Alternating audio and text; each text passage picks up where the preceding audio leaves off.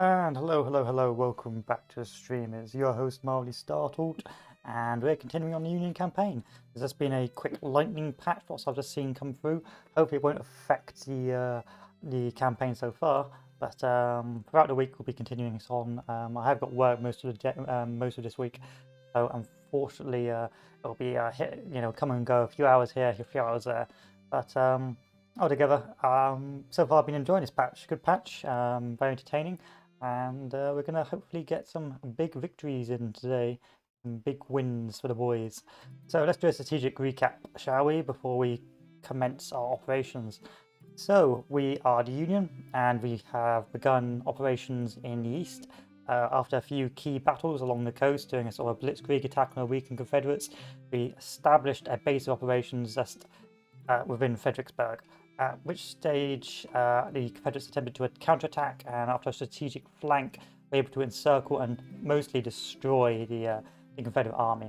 It is still campaigning season, so the next step, the plan will be to march south and secure Richmond, and then probably split our armies into the Department of Pennsylvania moving down to Lynchburg, while the Army of Northeastern Virginia moves down into Petersburg and Norfolk. We've also taken West Virginia with a small lightning force which we closed down, and that is now on our side. Over here we have the Department of Ohio, our cavalry army, which is ready to move south once it's been resupplied with a supply depot to take Nashville and cause sieges and begin raiding in the county of Tennessee, state of Tennessee. From there, we should hopefully attract the ire of the Army of West Tennessee and end up in a pitched battle.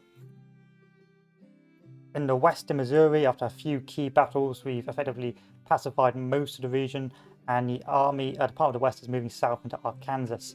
Meanwhile, the Army of Kentucky, which we're going to actually buff up a little bit, is moving further west to deal with a few stragglers who are still engaging in a bush war with us.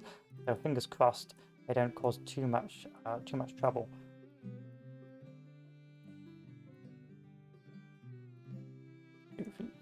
One, two, three, four, five. 1, 2, 3, 4. 4 here, and then here we're going to add some more infantry. 1, 2, 3, 4. And that should be a healthy army of about 26,000. We'll add another boy on this as well before we move south. Like so. Upgrade. And these guys won't be particularly well upgraded, which is a pity, but not the end of the world. So this army is going to move into St. Louis. Once it's moved into St. Louis, it will begin to hopefully deal with the rogue army of West Tennessee, which is only 4,000 men, but still is a problem which we have to deal with because it's in our rear.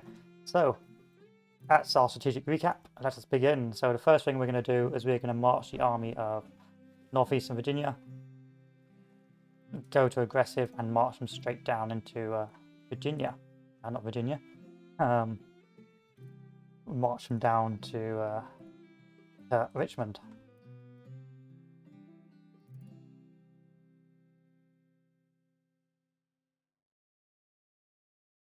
Still got some supply alerts. Department of the West. Yeah, that's going to have supply issues until it's finished building its supply depot.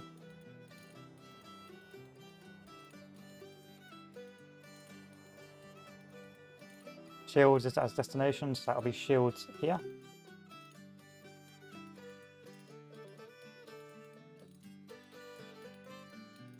I don't like the army build for the Army of Kentucky.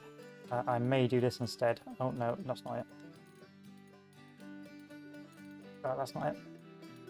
That's a problem when you go Army 2. Becomes a bit of a nuisance. There we are. Move all of this over here.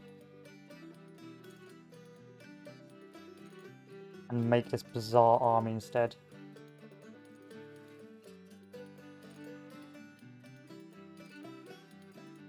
So, that should hopefully make life a little bit easier for us.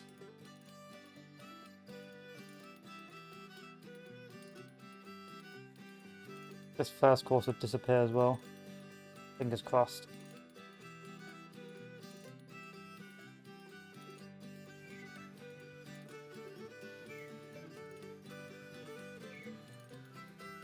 Oh no, the first corps is still a separate entity, which is a pain. Still one supply issue here. We can fix that by upgrading the depots.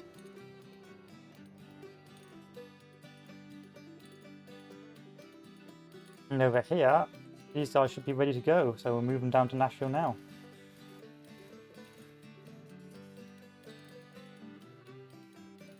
See, there's a bit of a Wi-Fi issue, so there we are.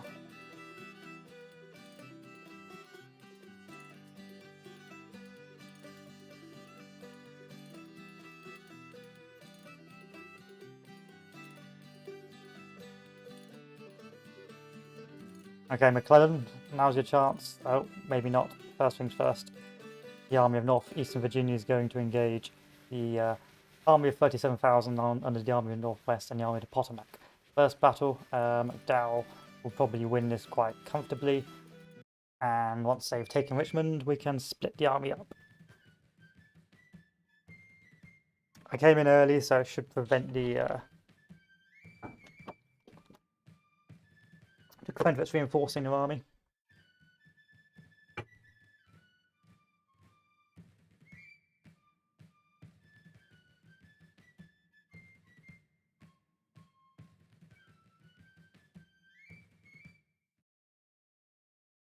Don't need this, don't need this. So the armies are formed up, ready to go. Let's get them. Form a nice little extended line. Plonk them here, and let's see. Oh, not what I want to do. Is it? Where are the enemy coming from? So the enemy is here, Old Cold Harbour, Gaines Mill, Bellow Church, and Old Cold Harbour Road. So we will probably move down into this area first with one of our corps or two of our corps, and just do a long advance line. Sadly, equipment-wise, we are not in a good spot right now. So for the cavalry at the very least, so we won't. We'll be limited on what we can do. Right now is our production, which is causing the problem. Meaning that you have a lot of manpower. There's not a lot of equipment to conduct offensive operations, which is a shame. Yep, so I reckon there'll be an advance down to New Cold Harbour here, where we'll send SF artillery, send a corps here, and a couple of corps along this choke point. And that should hopefully leave us in a acceptable position for to begin the engagement.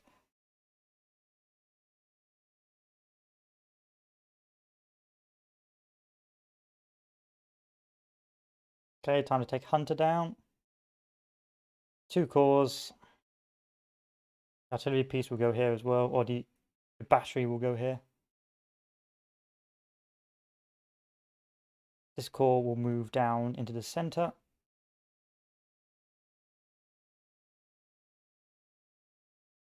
This corps up on the right. And the cavalry over here.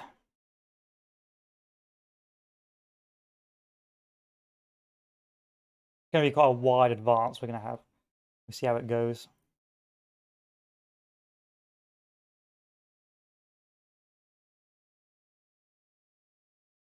Sadly, I think it's going to be the end of the day soon, so I probably won't give any more orders.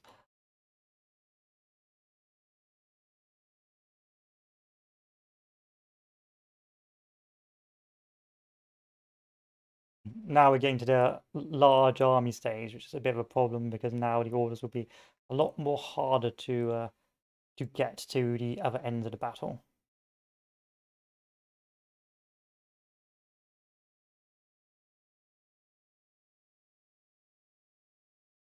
Sometimes I feel like the core system is counterproductive in this game. I prefer having this rather large individual armies to keep the other forces consolidated. Of course, that does lead to problems with smaller Confederate corps or Union corps getting behind you, but on the campaign map. But most of the time, especially on the east, you're pretty solid in terms of lines of maneuver.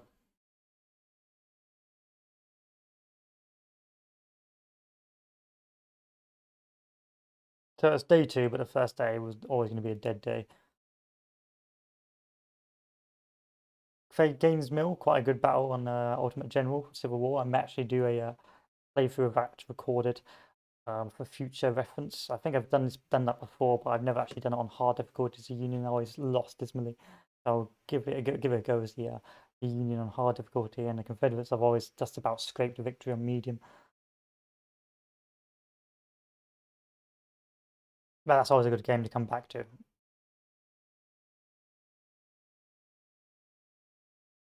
So it looks like we've got our first encounter over here.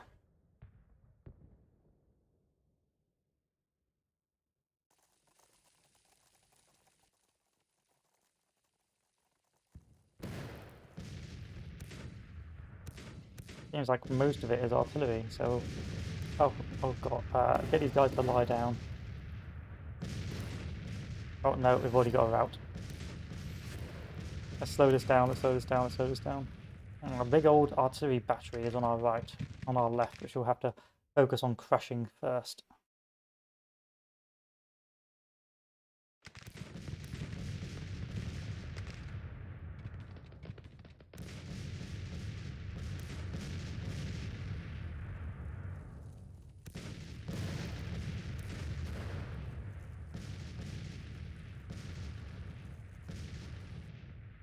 Over here, we've set up a battle line, but looks like the Confederate line is very much centered around Gaines Mill.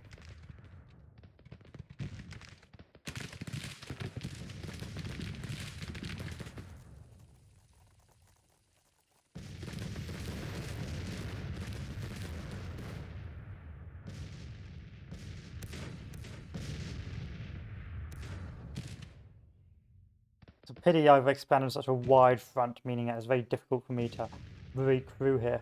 There's a lot of cannons. I don't have my cavalry nearby to push them off the point. And I can potentially get around the cannons. But because they're using breastworks, it may be very difficult to weaken their forces enough.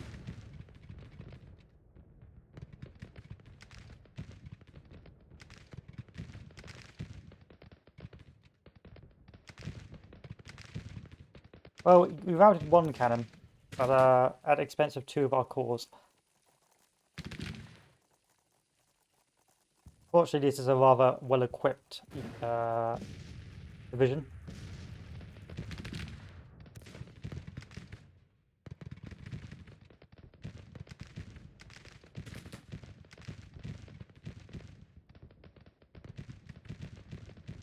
And let's see if we can start flanking round.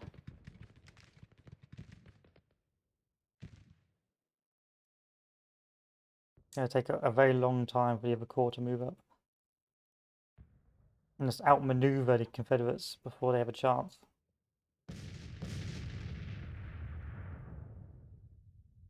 So the ambush of the Confederate cannons was pretty effective, but we've sort of consolidated now. Knocked out two of my brigades, but otherwise we've hampered them because they were completely unsupported. We've been able to smash through.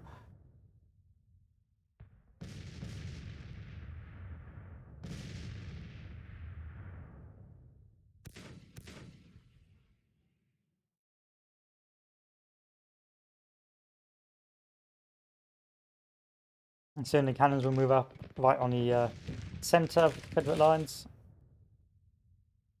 And our flanking force will begin to manoeuvre. If you didn't notice, you see how that Confederate battle line withdrew? It was up in the air, but now it's withdrew. It was just really quite clever.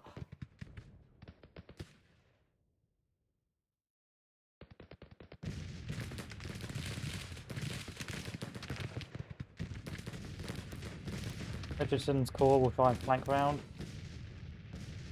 Which it has.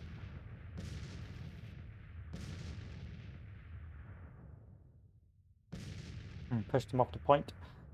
A good attempt from the AI to use this cover, but probably they left themselves a bit too vulnerable here.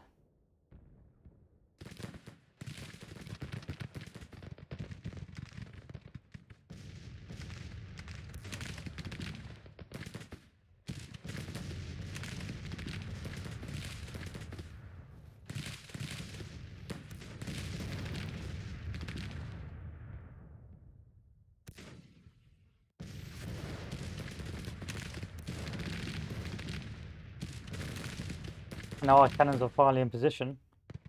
In the 3rd battery under Joseph K. Barnes, we can finally begin to counter battery and hopefully take that position pretty painlessly.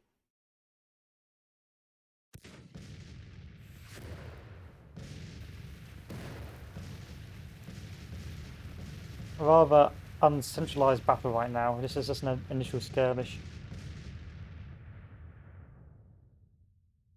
And over here, we may be already entering a battle ourselves on the right flank. Sadly, the cannons are taking forever and they're causing congestion as well.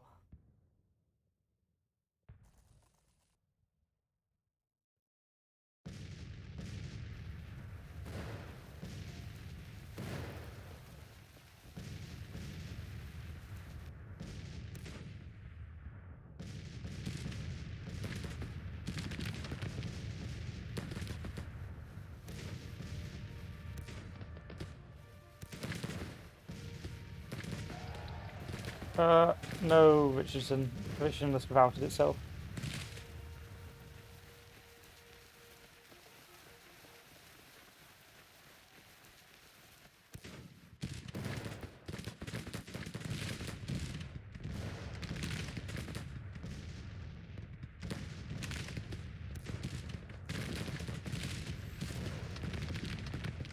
And on the right, it looks like some form of maneuvering from the Confederate AI.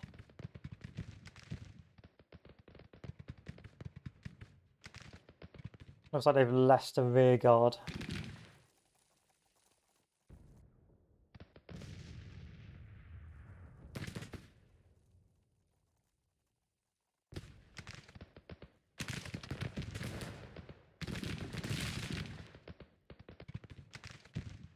Meanwhile, the cavalry is still yet to get into a position to be useful.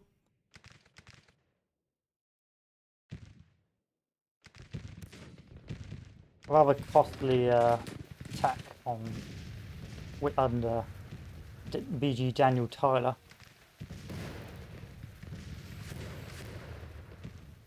But necessary to secure the flanks.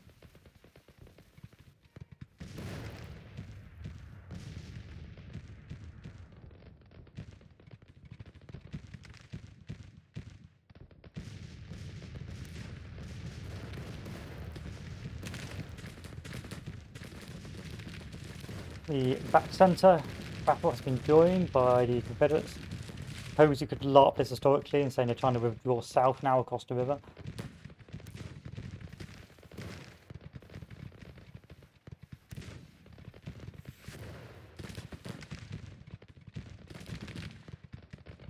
And on the right we are beginning to wedge in the Confederates.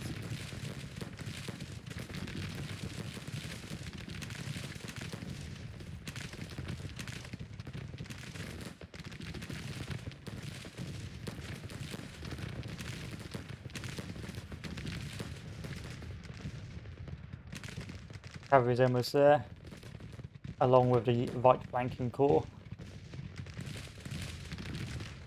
But I believe this will be a failed assault.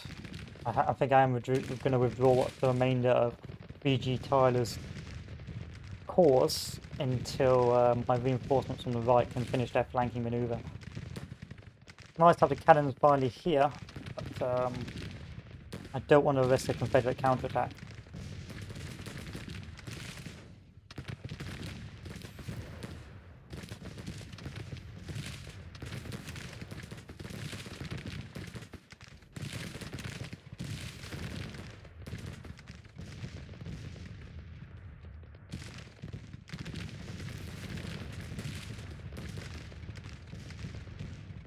So I'm going to move up some cannons on this little angle here.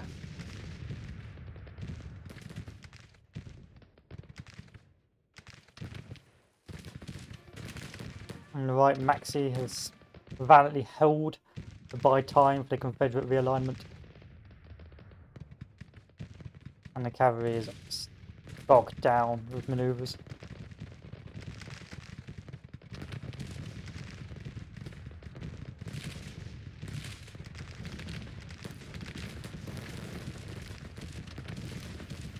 looks like a potential Confederate reattempt to counterattack, or at least move back into defensive positions.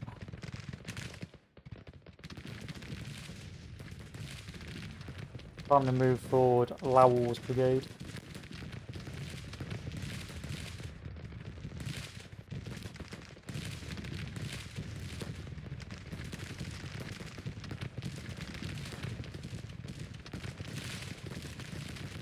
And the reason why my guys aren't firing is because they're not in range. So they're standing there getting shot to pieces.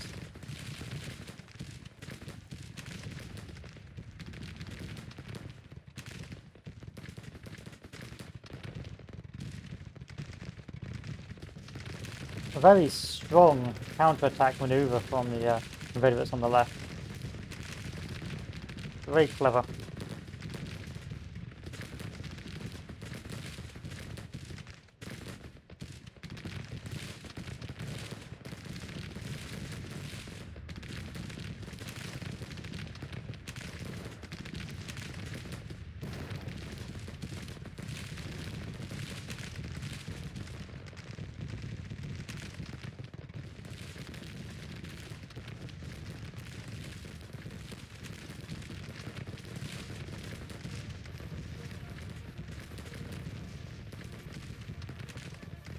I'm hoping that some engagement is occurring here.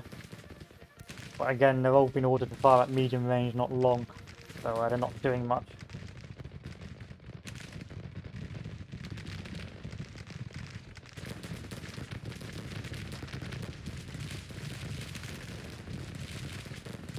I may be tempted to withdraw further back on that left.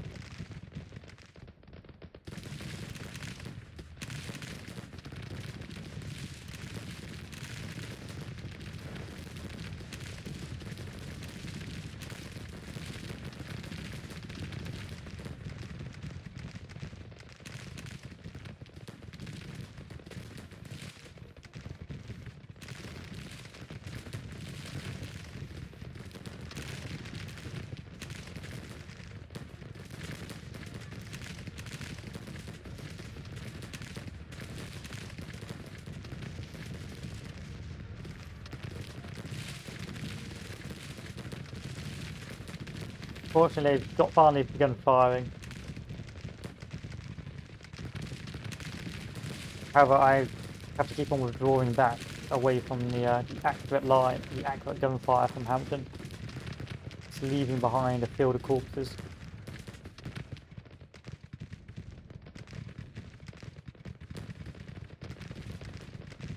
Cavalry's almost in position, so we'll begin our flank.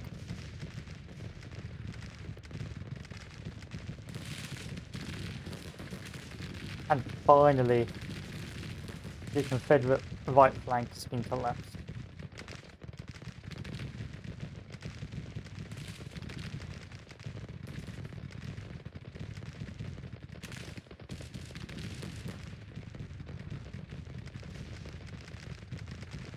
Allowing hopefully for me to maneuver.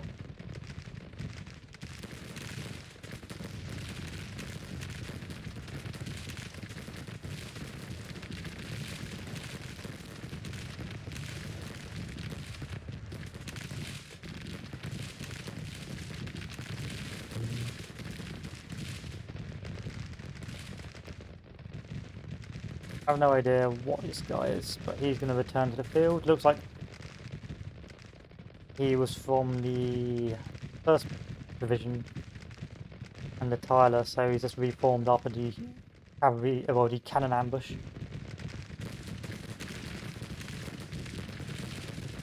So missions have been sent out to get him back.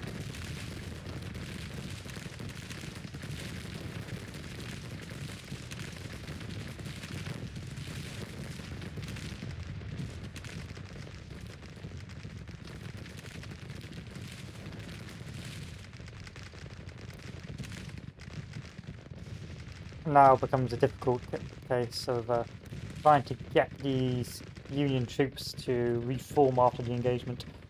When you get to larger scales, after the initial fighting in that sector, it can take a while for them to reform and become of use again.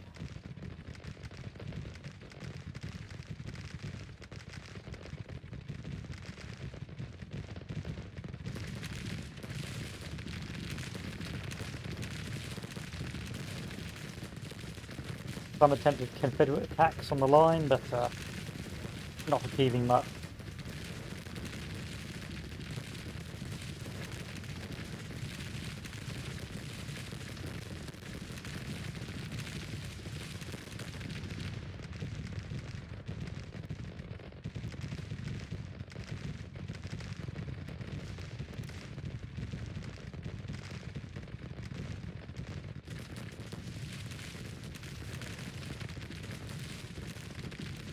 Due to the lack of effective equipment, the Confederates appear to have a range advantage.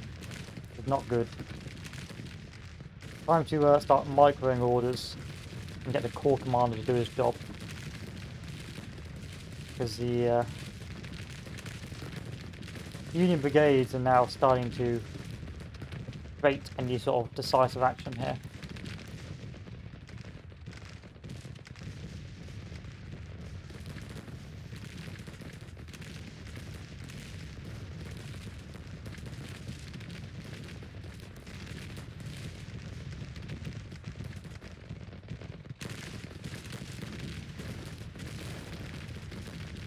And now look who's back, Richardson.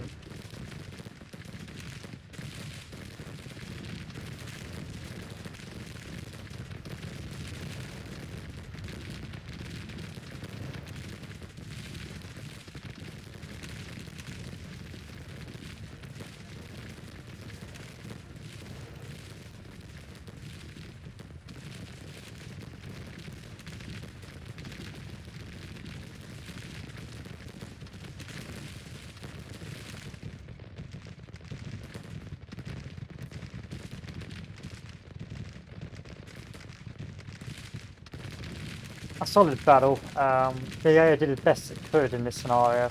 Yeah, tried to hold as long as possible. It did predict some significant casualties. Let's take a look at the casualty report. Yeah, 4,000 casualties, but now it should really be withdrawing now due to the number of wounded it has sustained.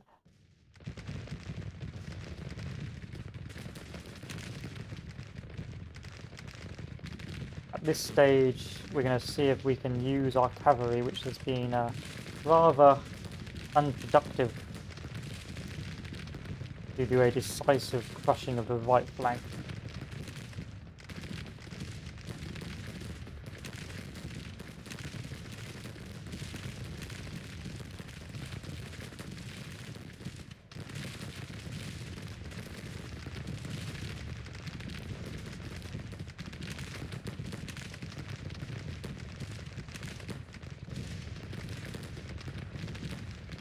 And the Confederates, although attempting to count on the left, it's at this stage too little too late. The battle, the damage sustained is just too much.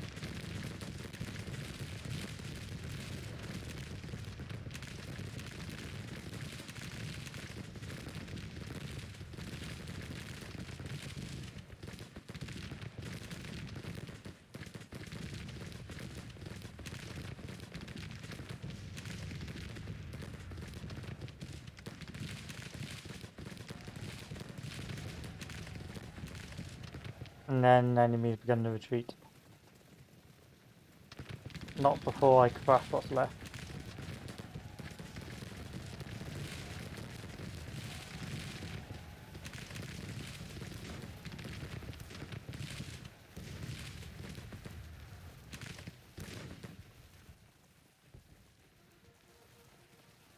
Okay, Sudsburg. You gonna successfully break this?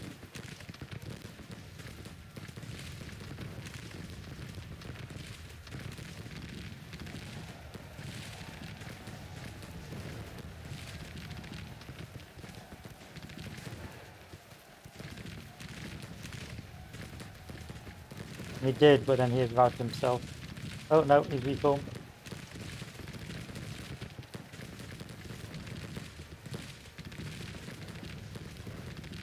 At this stage, the cavalry corps is going to do immense damage. Oh, it's too late. Still 15,000 casualties as opposed to my 4,800. Altogether, another successful battle. I think the reason why casualties were so low is because my brigade commanders routed too quickly to they didn't stay long enough in the battle to actually take casualties, as seen at the start of the battle.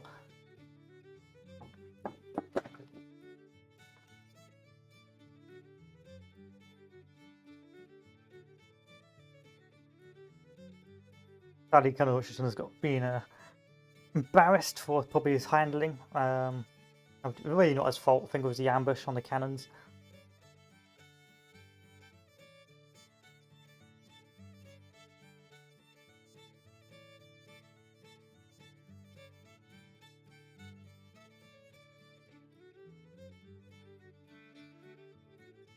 And that should leave Richmond wide open to advance. Meanwhile, we will take the Pennsylvania and move him down towards Lynchburg.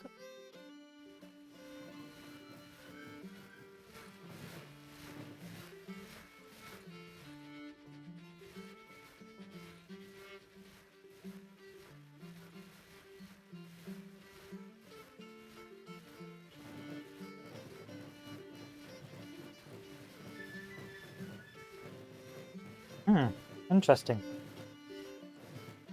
It appears that we have ran into... Oh no! The Confederates have attacked us, the Department of Ohio, within Kentucky, with 47,000 men. It looks like a Confederate counterattack in the center. This will be the first engagement for our cavalry as we try to move down to engage at Nashville. And we will have to see how well this works out. But this would make it... So this is the reason why it says there's an army over there is due to poor intelligence. In reality, actually the army of Kentucky is centered around Nashville, where it's been holding. So as soon as I moved into their territory, they've moved forward to counter. And we'll have to see how well we do at countering their own countering the counter. But I don't think it's going to be too bad because we've still got Richmond. And we will see what these armies intend to do later. So the first time using our cavalry army. Some of them are very well equipped, some of them not so much. And this time the Confederacy will have a numbers advantage, but we will have better equipment, more mobility, and just generally greater impact when where we attack.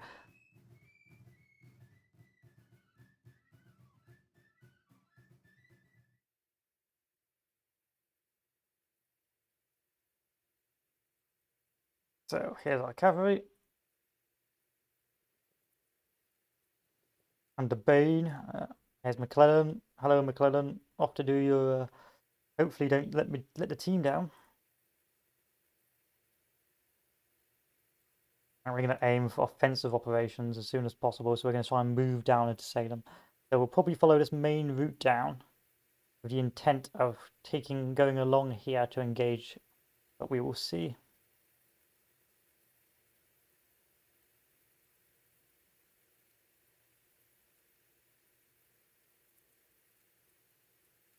Looks like it won't want me to take that route down. Oh well, take this route instead. So our great glorious cavalry army, most of them equipped with cutting edge weapons.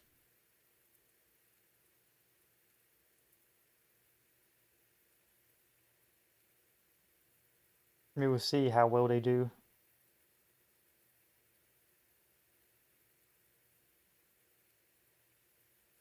Sickles is here. Sickles is in charge of a cavalry brigade.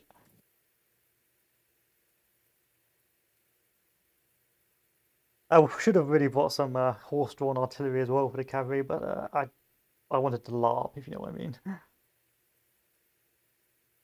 So the Smith Carbine, let's take a look at this bad boy. 200 yards, mediocre accuracy, but it can fire 7 rounds a minute.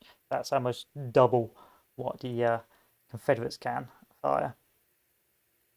And over here we have the Jocelyn rifled carbine with 300 yards and 10 rounds a minute. Effectively, we will be the machine guns of this era. And positively devastating to the enemy.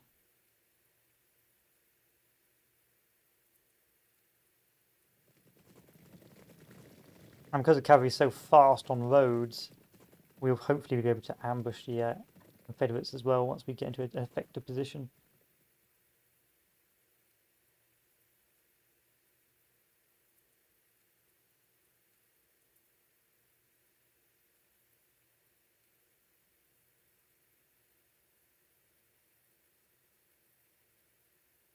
However, we do always have the issue of traffic jams. Doesn't like our commander. Who's the commander of this? Radford.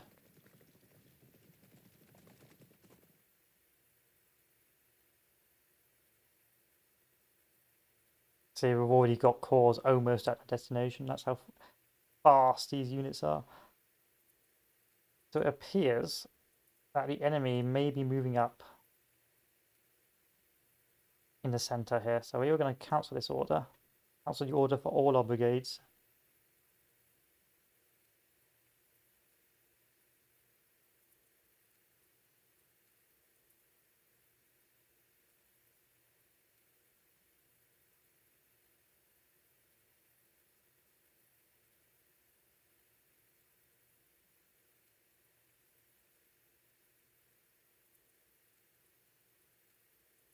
Joseph Hooker, you may want to stop doing what you're doing, Hooker.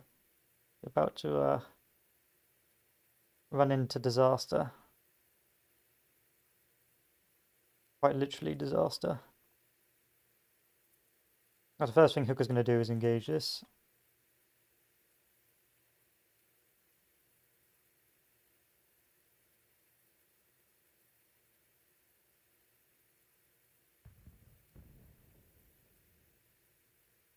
This corps is going to move over here. And this corps is going to move over here if possible. Slow it down a little bit, get off the horse. Loose order, first engagement under Hooker. Hopefully while they're still not particularly well organised.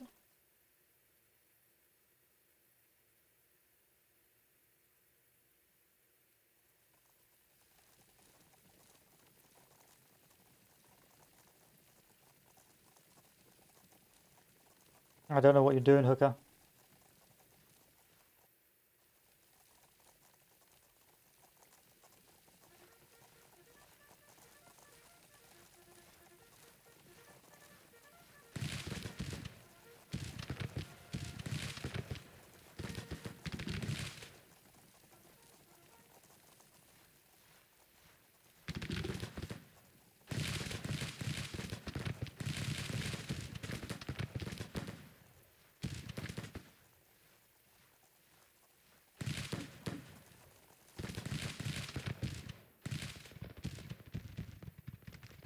Meanwhile, Delafield's still waiting to receive orders to move up north.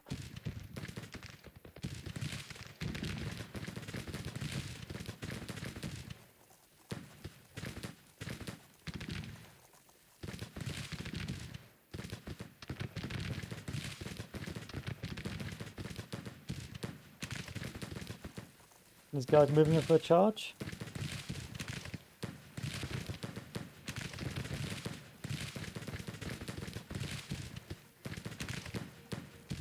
Oh, now they're moving in for even closer volleys.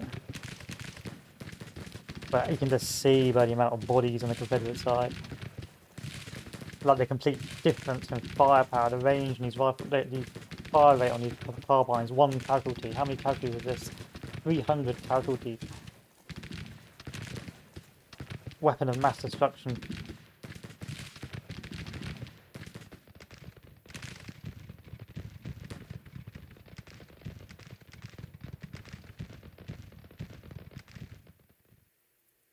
Finally, we're getting the other corps to move forward under Delafield. Yeah, Delafield. And Radford, who's also beginning to move forward.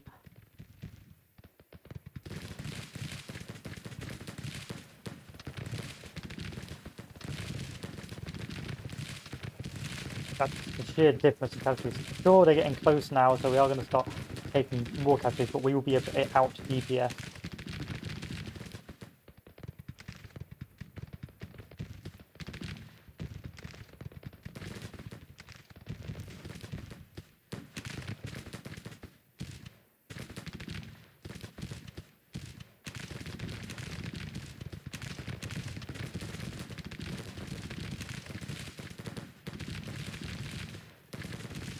There you go, now we're starting to take loads, but they're hell of taking more.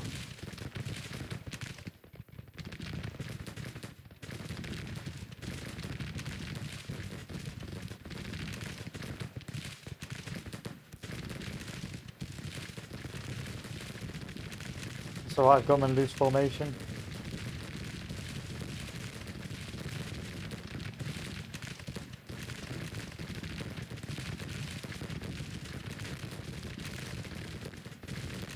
Although they are taking a moral hit from the cannon.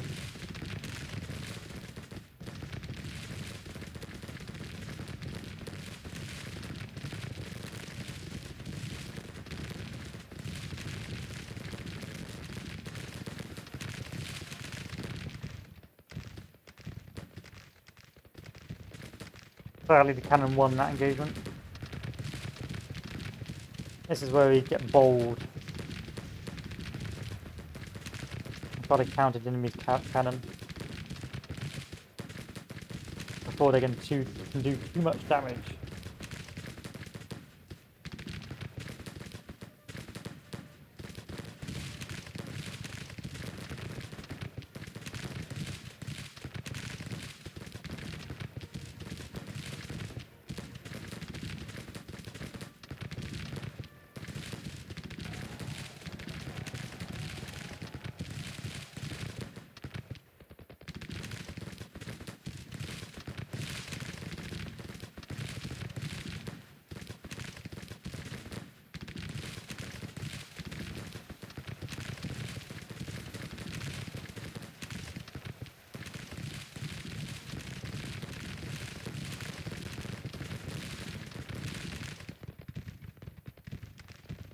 Still a very tight fight until the rest of my forces can move forward.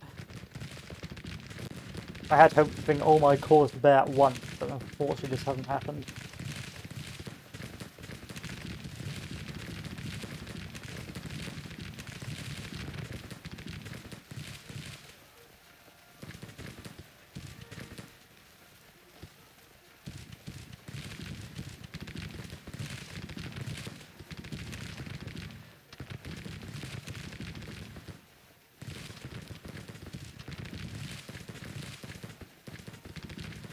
Alas.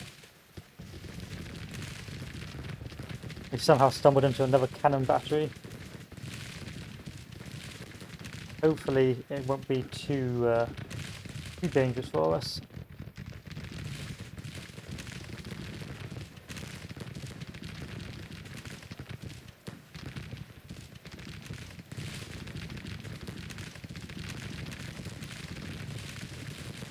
I mean, look at that.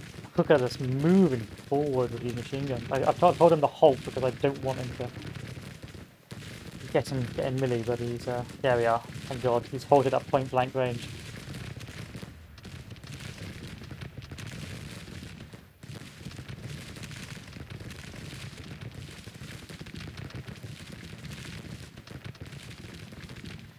And the cannons have once again pushed us off.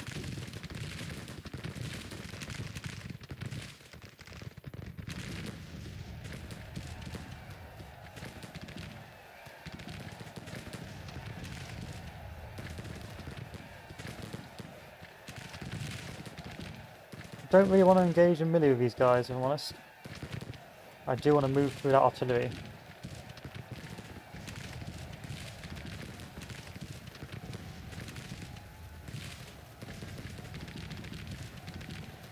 Looks like the first corps will take immense casualties, or will be very badly damaged in the attempt to remove the enemy's cannons.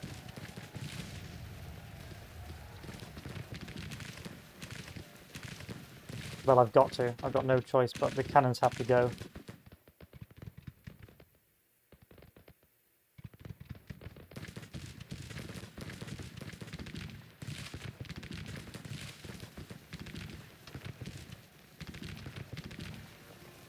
Come on, Hooker.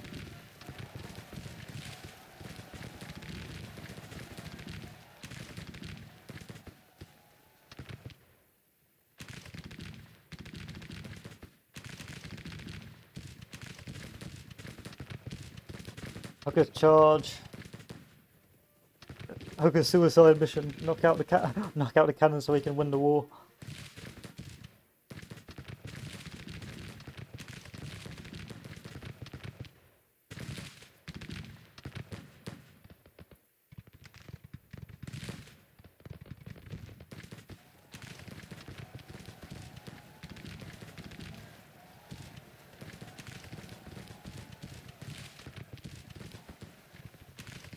Okay, Hooker, can you retreat the way you came?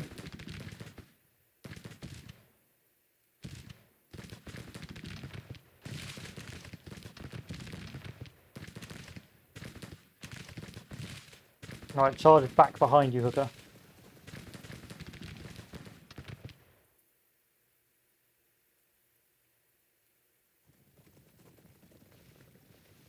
And charge back through the routing troops.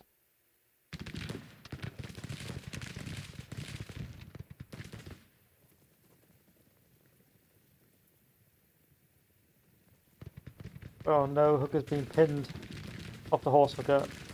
Fight your last stand here.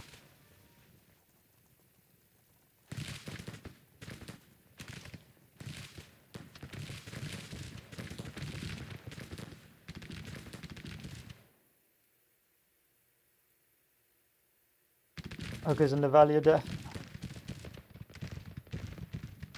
See if I can move forward with this corps to reinforce.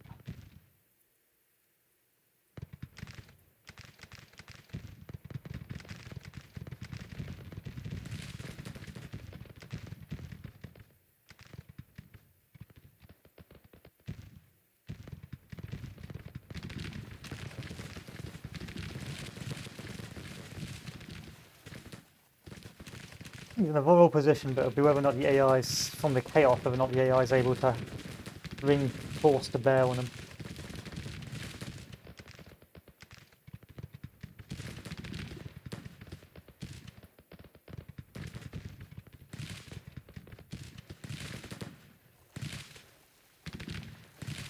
I guess the other army hasn't turned up yet. Yeah, arranging in 4 hours. Yeah, so I'm currently dealing with one army. That's why it's almost victorious. As long as I can win this in 4 hours, the other corps won't be able to do much to stop me.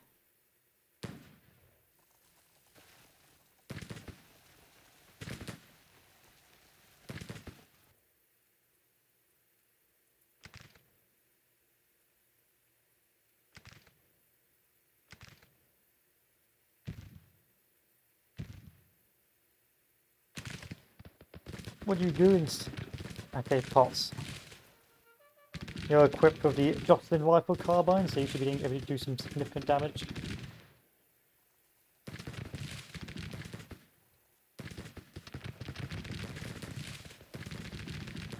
Fortunately, Otis has not moved, which has been very good for me, because we could easily move into my flank. Same with this Confederate cavalry. But I guess because I've broken the centre, it's taken a while for the messengers to get round, because they don't really know what to do.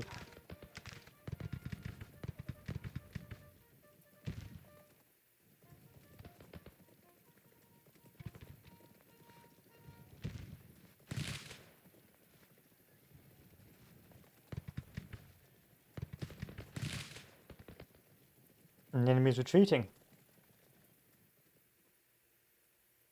A rather unique battle, because we didn't actually bring the entire army to bear, neither did the Confederacy. And so it was just like a really just skirmish, a build-up for the future engagements.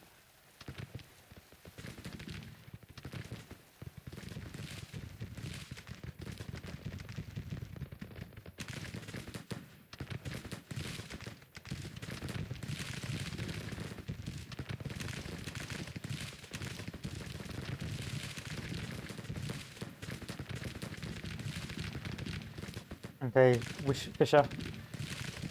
Crush Adams' brigade.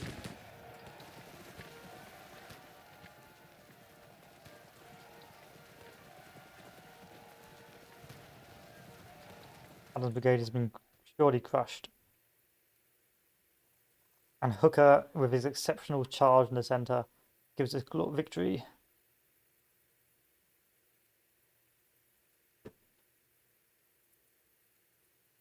Yeah, a very scattered battle. But the good thing about the good thing about cavalry is that whereas it takes a while for the a standard infantry army to form up, um, a cavalry army can quickly react. And as you can see, the losses were completely one-sided.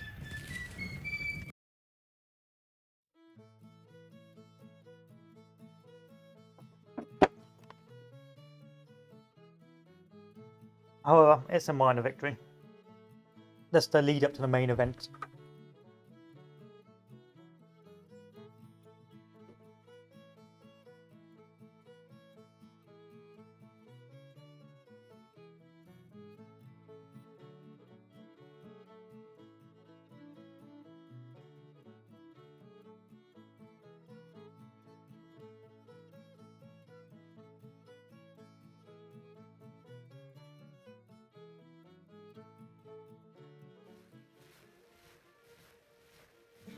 And this means that I will need to build...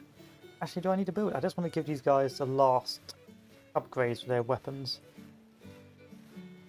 And with that, we're almost fully equipped elite army.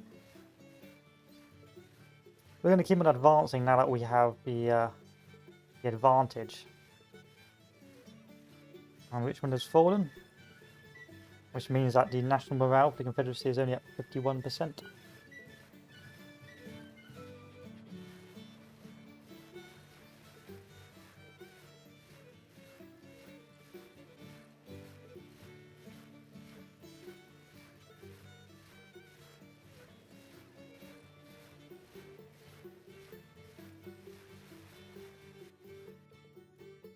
McLellan must continue to move forward. Yes, there are 2 units with low fighting spirit. It is not the end of the world.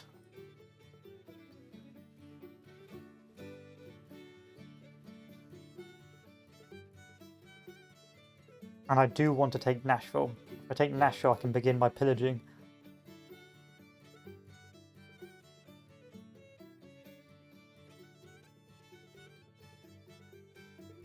So McLellan must continue to move forward.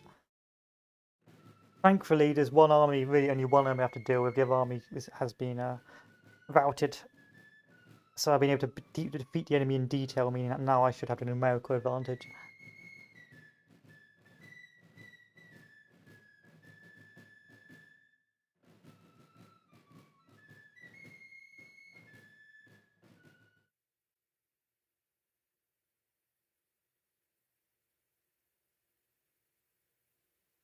Third Cavalry, Department of Ohio. So McLellan's not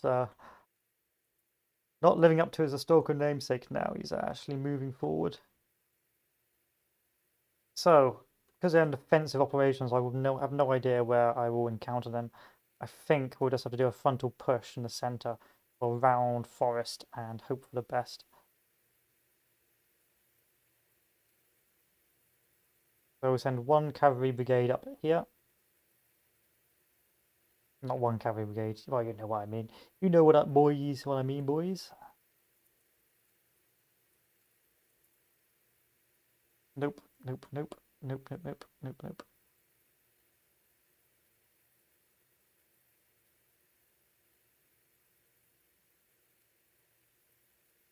Not Department of Ohio, 1st Division.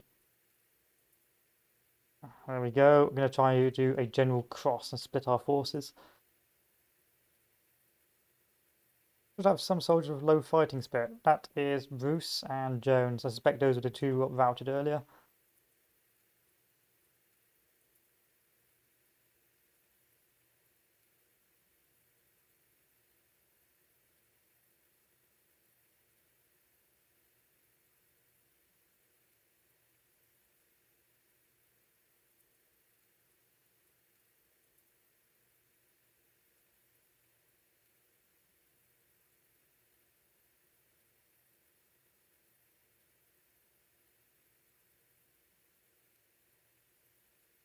Looks like we have a open crossing to the north.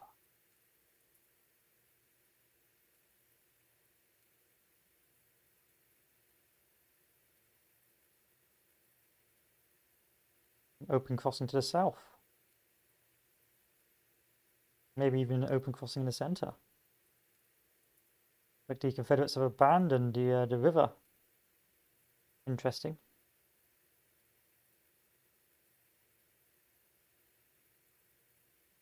Maybe they've retreated to the second river line.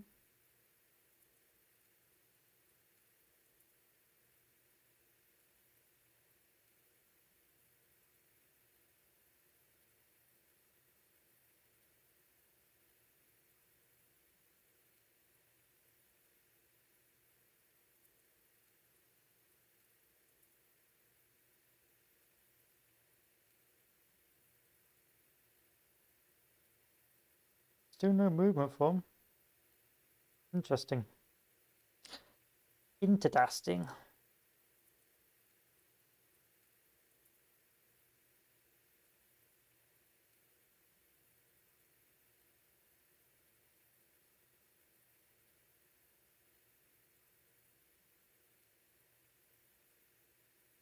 Start moving south then.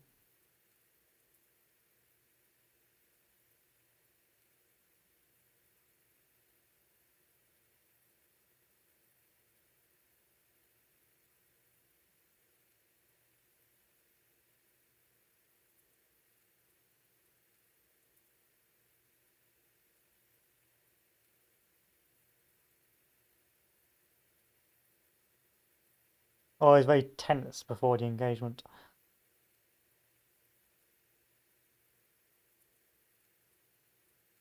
He's in a very vulnerable position when you're maneuvering.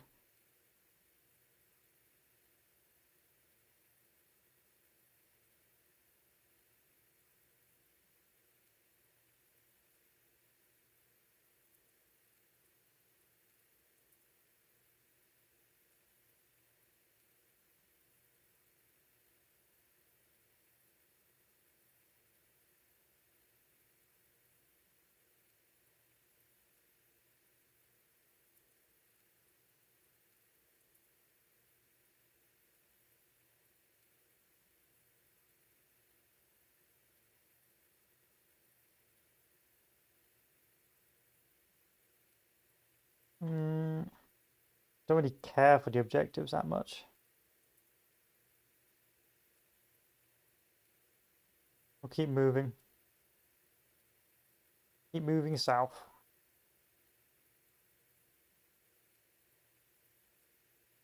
Oh, I've left one corps up here. Secure Wade's mole. We'll send this corps up the rear to secure.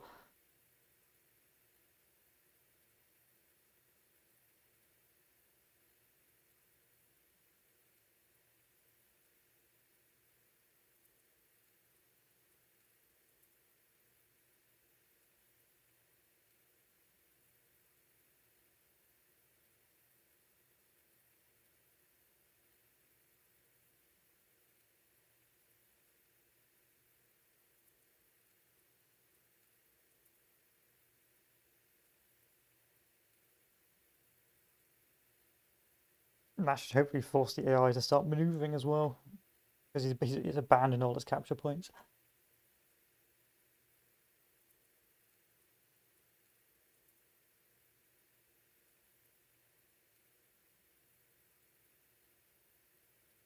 There's Sickles.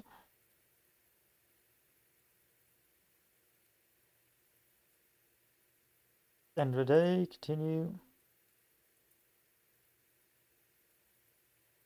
Let's move these guys over here, like so. Move this core over here. So, secure this objective. This core, oh no, this core over here. This core over here.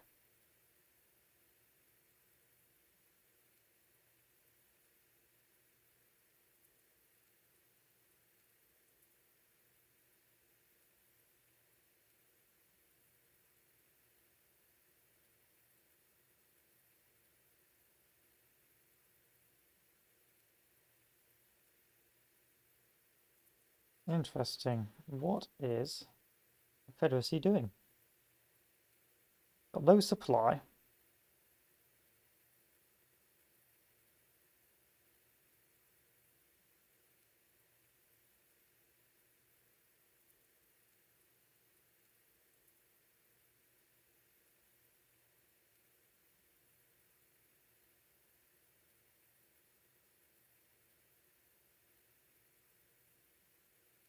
just abandoned the field for me. Should have more capture points now as well.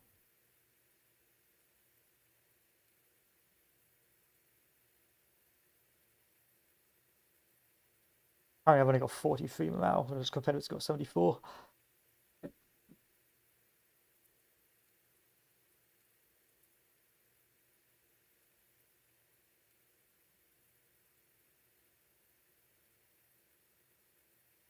Where could they be?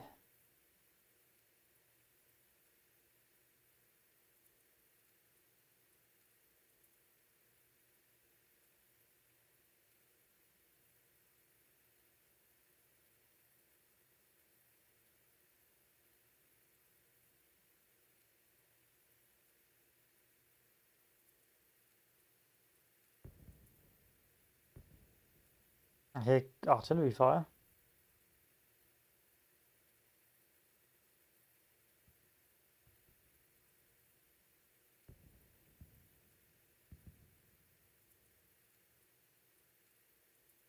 There they are.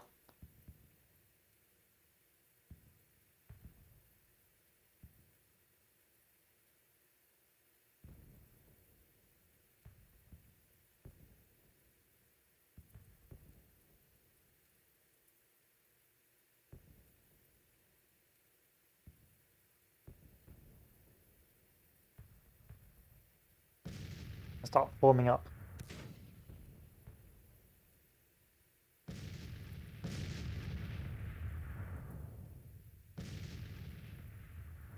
None to Wade so far. In fact, I'm feeling rather cocky. Delafield will march through the centre and begin engagement. Meanwhile, yeah, there we are. Should be timed so as once engagement begins on the centre, reinforcements should arrive. Whilst all according to plan, not pulled that out my arse in any way, shape or form.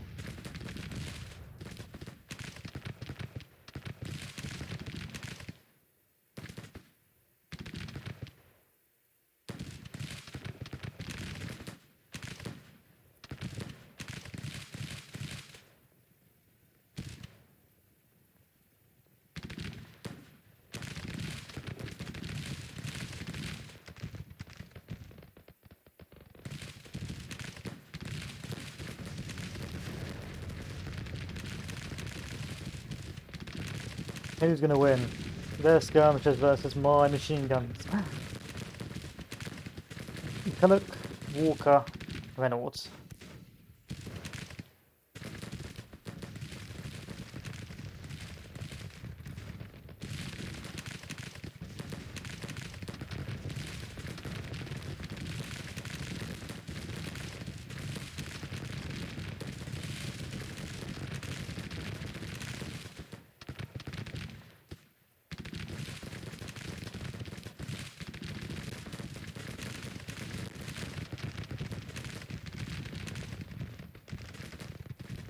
Pickle's leading away up north. My other corps still awaiting reinforcement.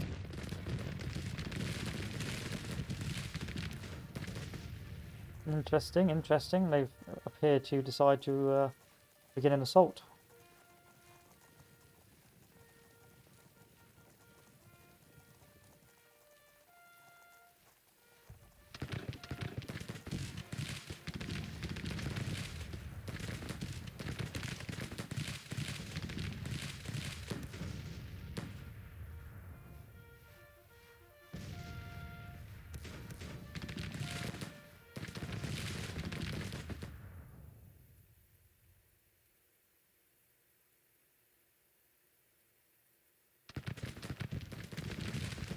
I'm going to leave Bushbeck behind just in case things don't work out on the centre.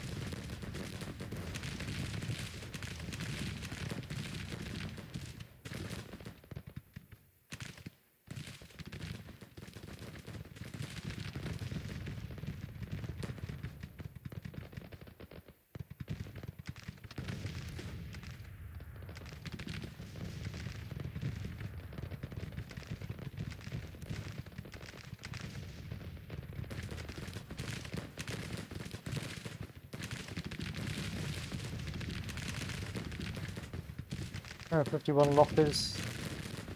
195 lockers, not good. Our centre's not doing too well.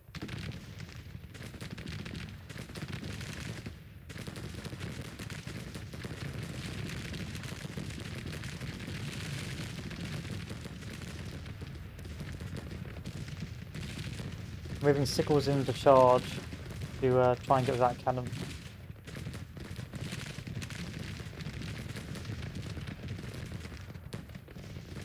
Sickles has failed, doesn't mean that charge.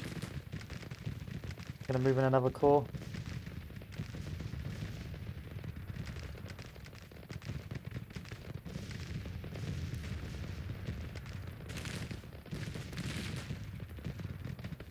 Who surrendered? Oh, enemy brigade. I think it was just a detachment, not nothing important. I'm going to be a bit more careful this time.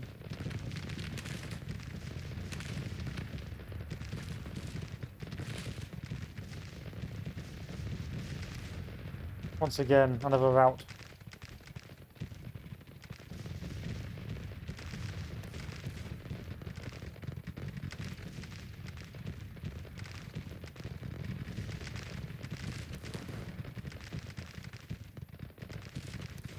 Not looking good. It's alright, Hooker's here.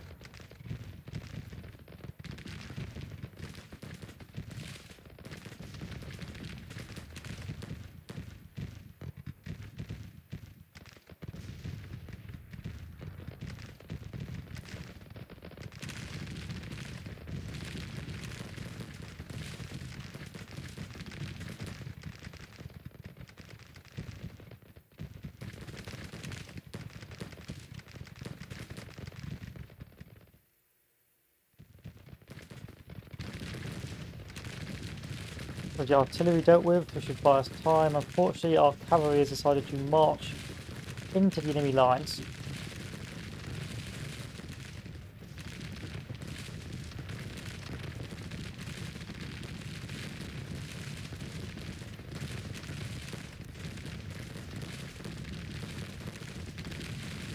Revert, what are you doing?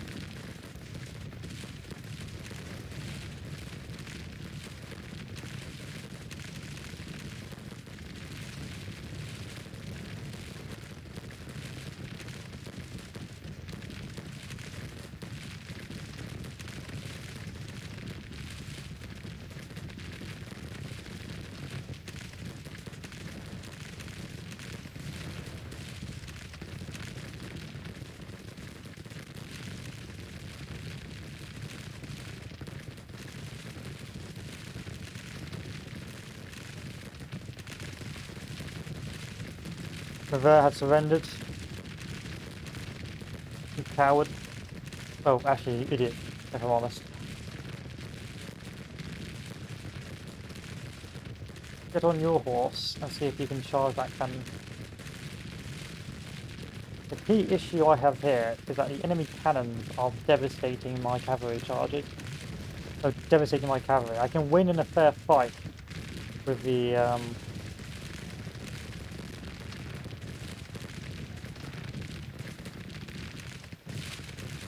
Confederate troops, because when they bring their cannons into it, something starts going wrong.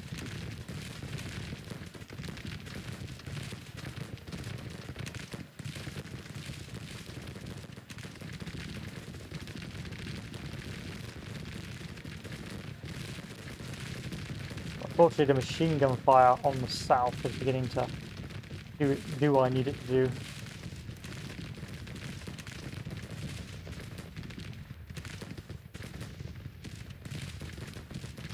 Hardy's brigade surrenders.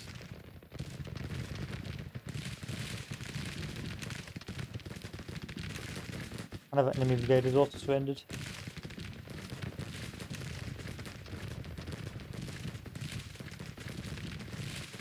Sadly, I can't see too well into this forest, which is making it very difficult to organise my assault.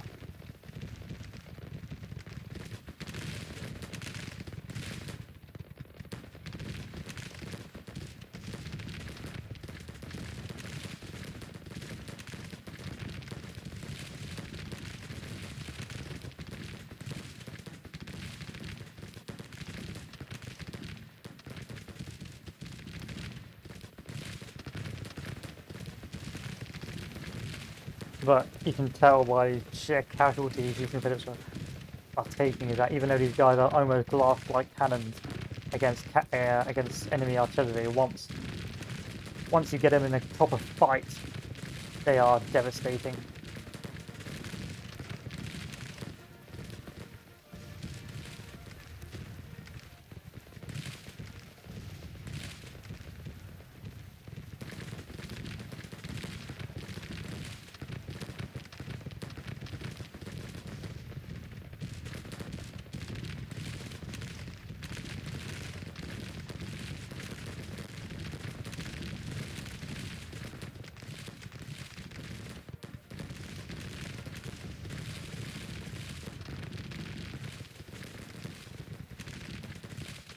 I have left these two alone.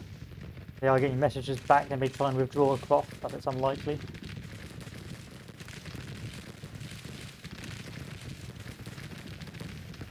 In here somewhere is an epic battle with 3rd Cavalry and 2nd Cavalry.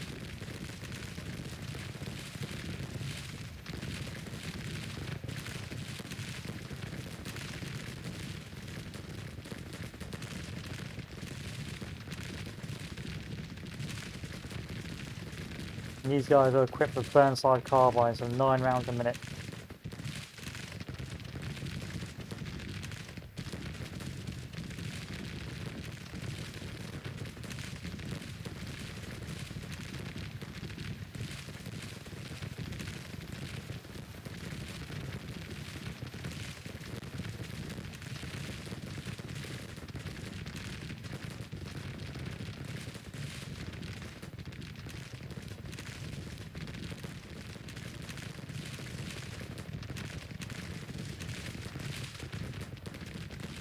Now time to bring Bushwick into the engagement.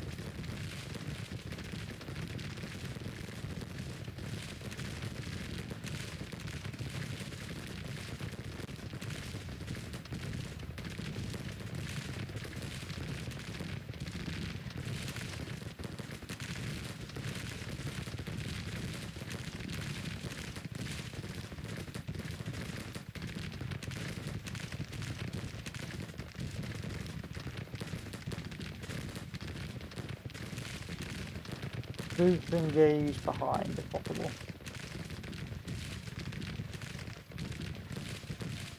Another capturing of Reynolds' troops. I don't blame him, he's pretty much cut off. So he could have retreated down here, but hey ho.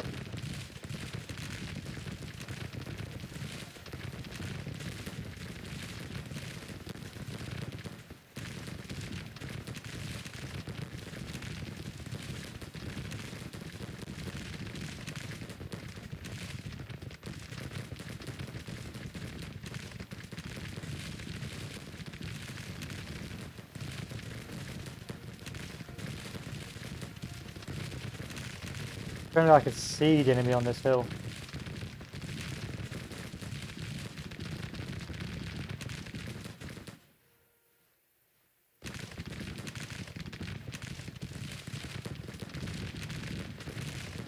Time for Pop to make his money of a charge.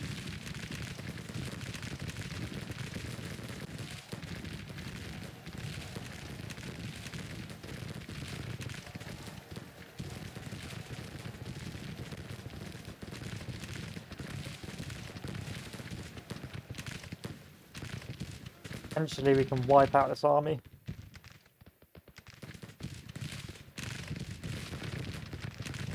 Yeah, another surrender.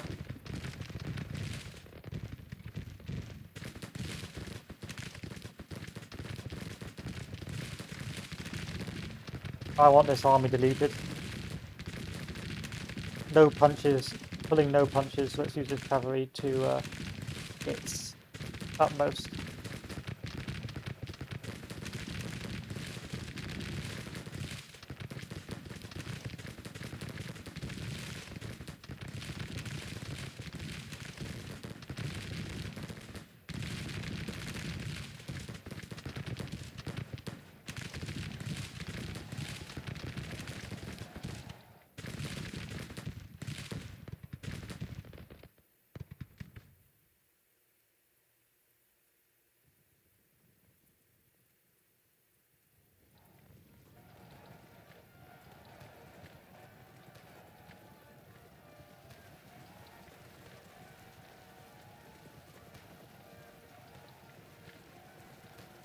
Yeah, pretty much like entirely wiped out Confederate force.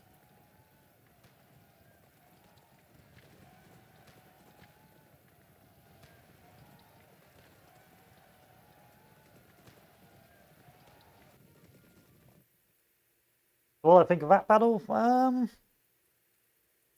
understood EA's logic to be defensive here. Probably could have defended the caps a bit more, if I'm honest. It was a bit silly not to, but altogether, it was understandable what it did, but it probably should have withdrawn a bit more quicker. But then again, the battle was pretty up in the air at the start. They had pretty strong defensive positions. And it would have worked too as well if it wasn't for my amazing cavalry army. Like that 5,768 was it from the start, and I did lose a lot of casualties from surrenders, whereas their 25,000 men were just completely wiped out and cut off from the line of withdrawal. So that's our army gone for good once again. But now I've got to recruit a new cavalry brigade.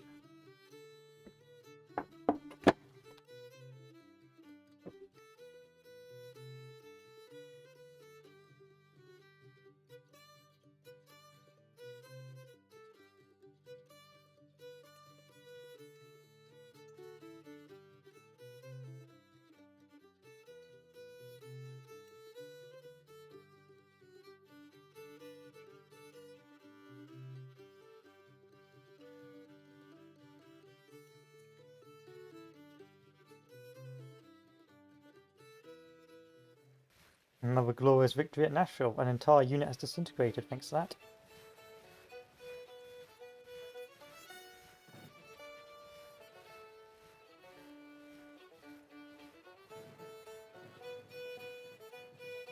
Okay, let's make sure we capture these objectives first. Build up McLellan's cavalry corps. Oh, I guess we don't have to. There we are. And then build these up and immediately begin raiding. Raid your way to glory, McLellan.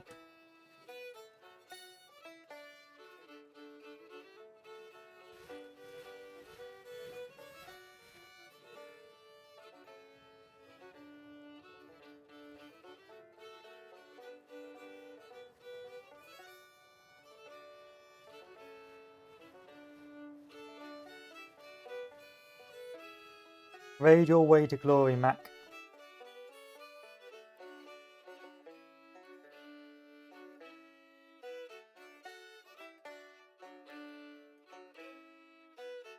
Over on the left, this is still taking its sweet time. Financially, we're not in a good spot. What am I researching right now?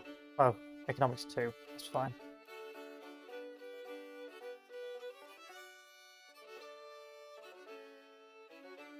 And now I've got to upgrade Richmond and fortify it.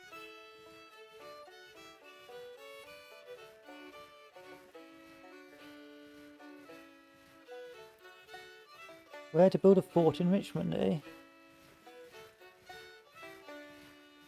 No forts in Richmond?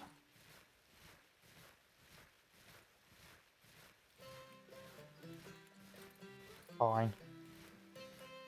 And meanwhile, we will march down to Lynchburg and build a fortification there and a supply depot.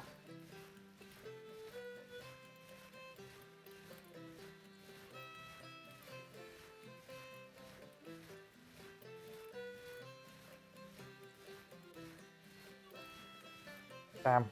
No ways. Just have to make do without a fort. An attempted counterattack by Hampton's division. I'm not too worried about this. I'm going to auto-resolve it.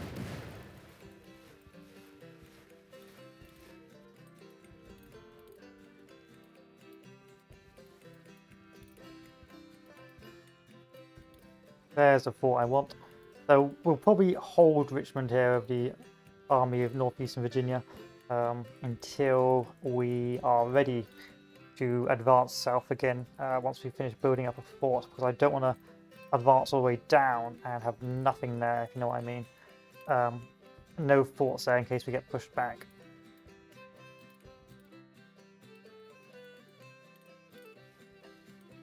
So we'll set about building a supply depot here.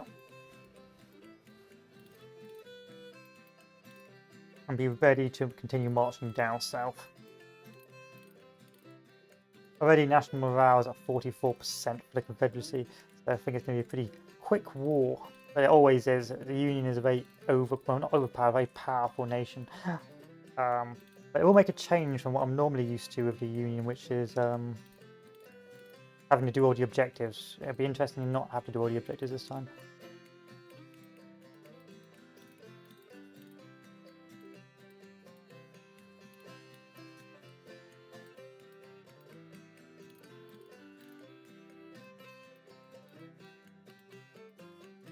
Now, if I was Confederates, I would move down south to relieve Nashville, because McLellan will just be butchering the economic power base for the Confederacy right now.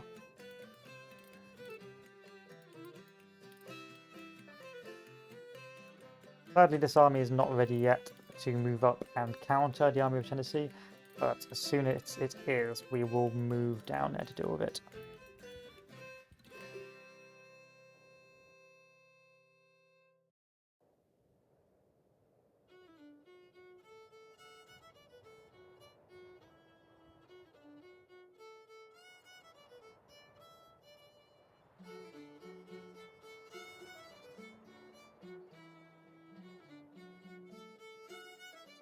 Why can't I get more details? There we are.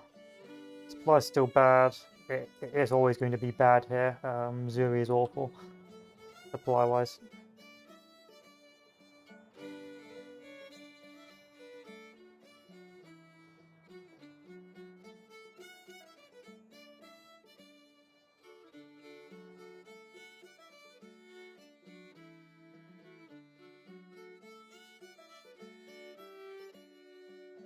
Yeah, it's going to take a while before that army is of any value to me.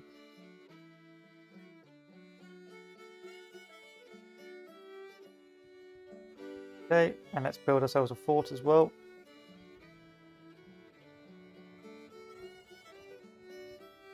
This will probably be the end of our campaigning season, if I'm honest.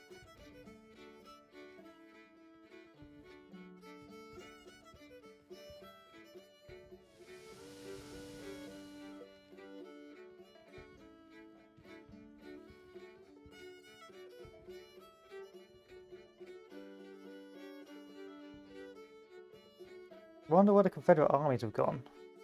You got the Hampton's division and 35,000 men. So it's got 294,000 men, but most of them are congregated down here. Why? 90,000. So you've got the Army of Georgia, which is about 90,000 strong.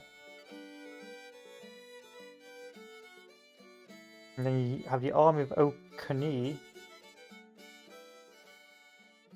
which is down there as well.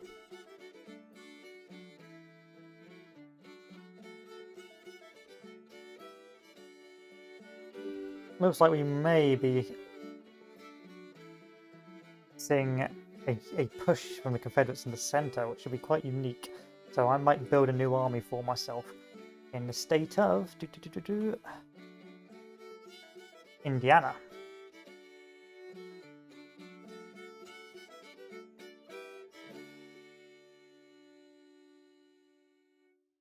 And in the state of Indiana, we're going to have 4 corps.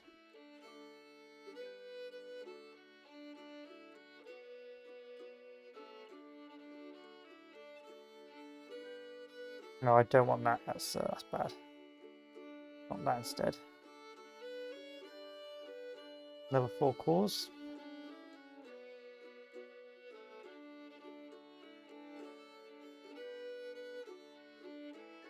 Some cannon. And then some artillery pieces. Some cav. Give me a total army strength of 34,000, or total corps strength of 34,000, depending on what you look at it. Apparently, Weasley Stewart is in charge of that. And you're going to move your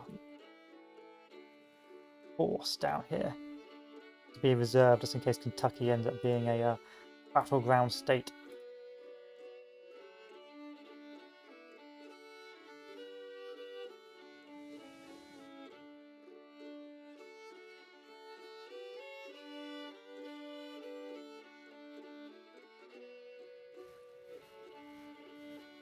Yeah, Neil's Corps is stuck. Like it's pushed up north, but it hasn't got any supply lines. It is just stuck. It's going to be constantly taking casualties as it tries to retreat south.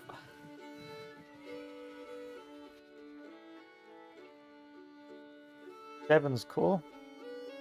Whoa, whoa, whoa! What the hell is this?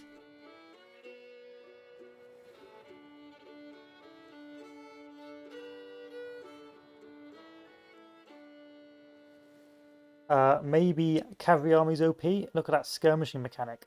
They're not even in the battle yet, and they've already taken 1,000 casualties from the skirmishers. That's insane. Literally deleting armies before they get anywhere from the skirmishers.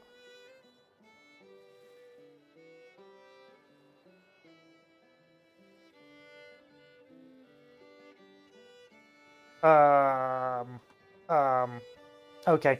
Skirmishing is OP. That needs checking. Here you go, devs. Here's another bug of the day for you. If you make a cavalry army and set them to raid, an army of 30,000 by the time it gets to you, because it will take so much casualties from the condensed skirmishing and condensed raiding, that your army of 30,000 will end up as an army of 3,000. So cavalry armies are completely OP. I haven't even gotten to the battle yet, but from the skirmishing mechanic under raid, it's just destroyed 2 armies.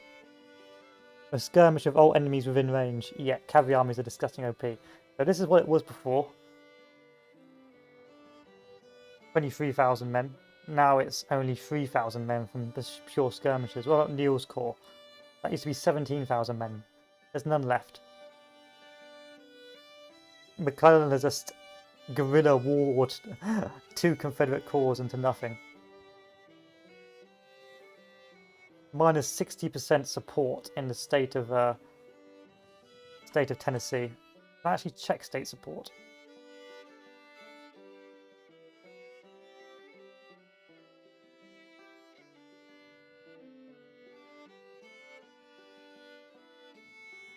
I wonder if it's somewhere I can check state support. I get 64 support from me, 10 support from me, 0% support. I'd like to see if I could check the Confederate state support. But that's OP. Skirmishing is OP.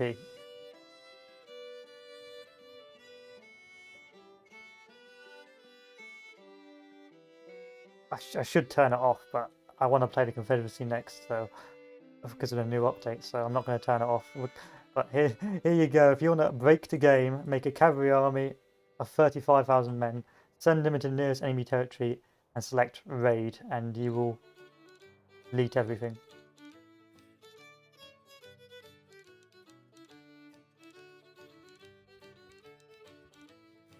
Now the state support's at 44%.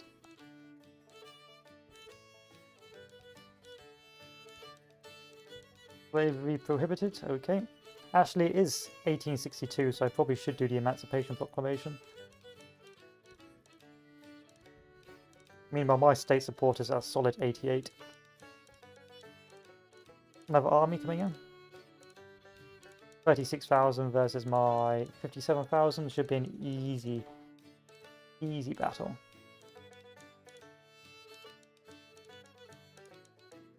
And we have a new fort built in Fort Walker Garrison. You know the drill by now. Put about 4 infantry in, put about 4 cannons in. There we are, ready to go. This army can start moving down to Fort Smith.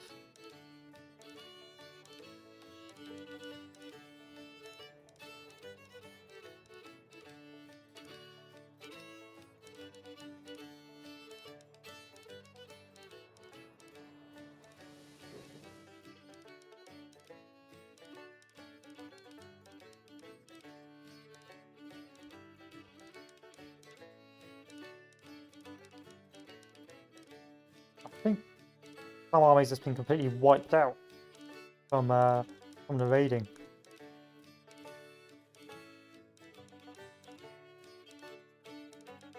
Oh, here's another one, so you can watch the beauty of the raid. So this is an army of 7,000 men.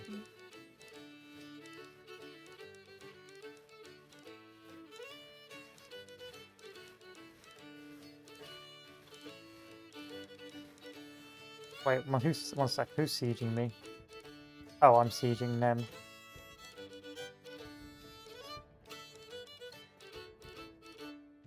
Okay. Actually, you probably won't be able to see it here because of it's quite a small army, but we shall see. As soon as they get within deleting range. Where's the Confederate invasion? Oh, there's one measly invasion up north.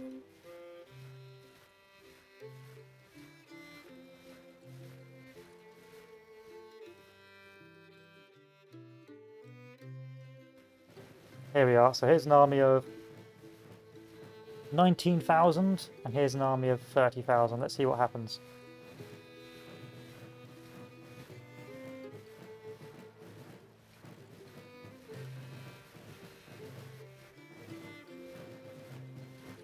It got to about 47,000 by the time they got here.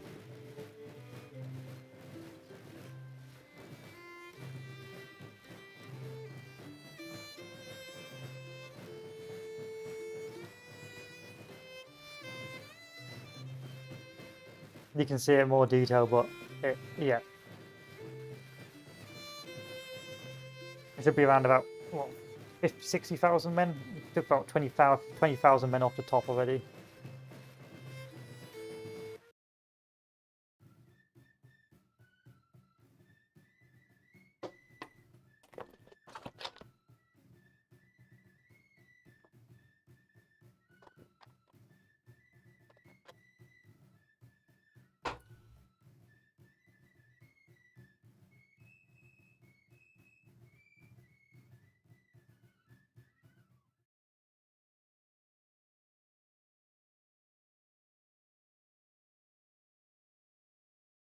But yeah, you can look in more detail, but I think raiding might be a little bit broken.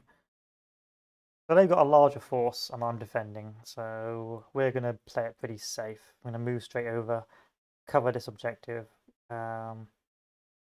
Where's the points? Yeah, there's a point over here.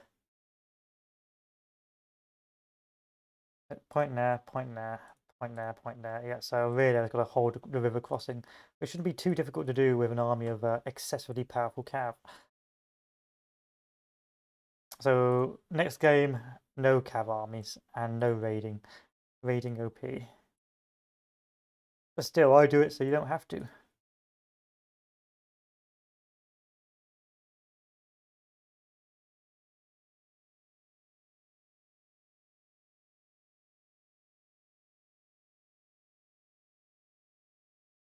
That is insane. Even before they can touch me, it's like, I see your army has just been harassed to death.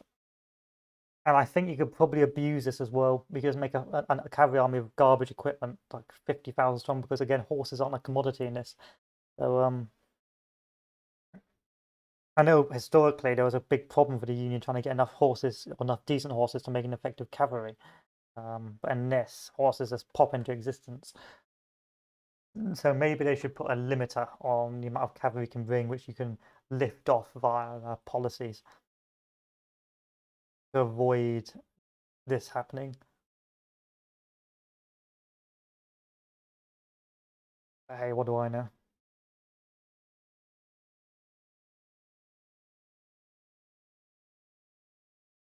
What do I know?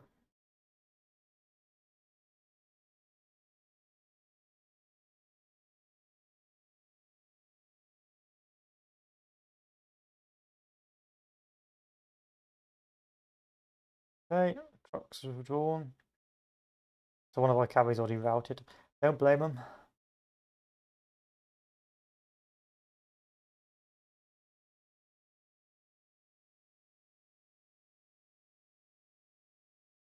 Here we are, first engagement. Let's get the guys off the horses.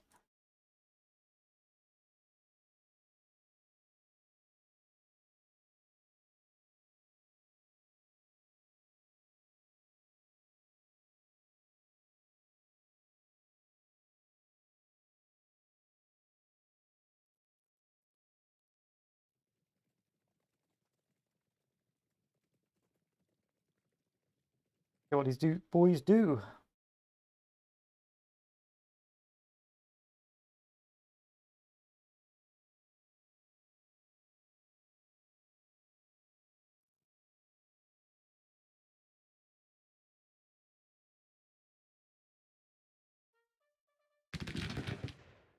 Whoop. Frank Wesson carbines. Mediocre 200 yards, 9 rounds a minute. Fairly accurate and fast-firing, but unreliable.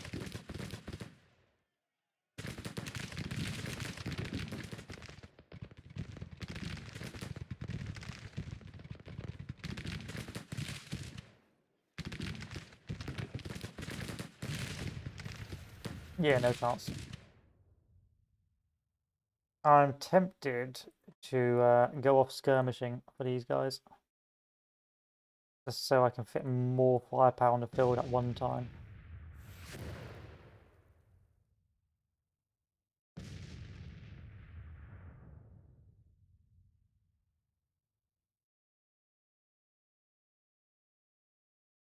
Not on your horses.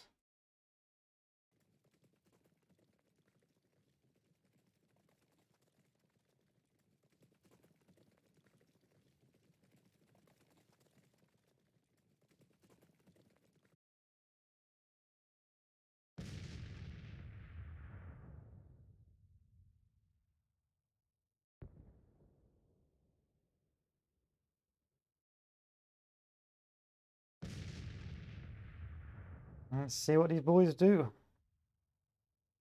Radford's Corps ready to go.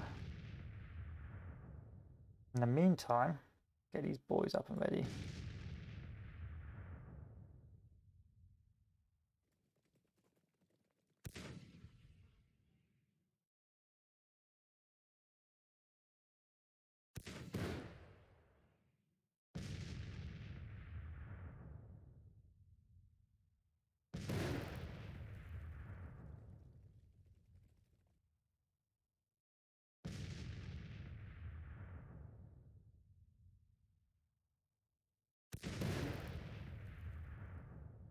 Good. Looks like Bane is ignoring my orders to good effect. He's actually commanding his troops to get thrown.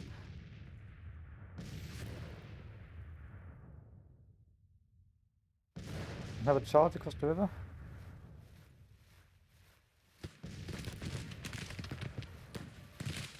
Nope, and here we go. Now we're kicking with that. Johnson has moved forward into the Valley of Death.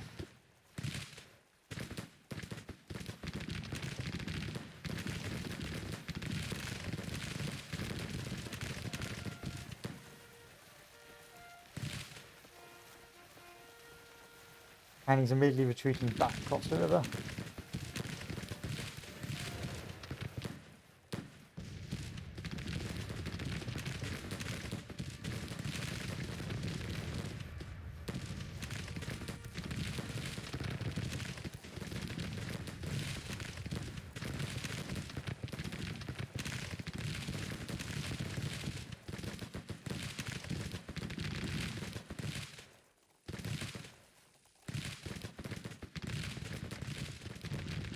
Gonna try some cheesy ways of crossing.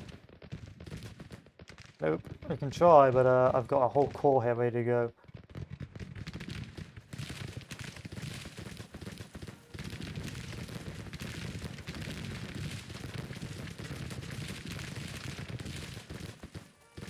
Unless you charge, you don't stand a chance.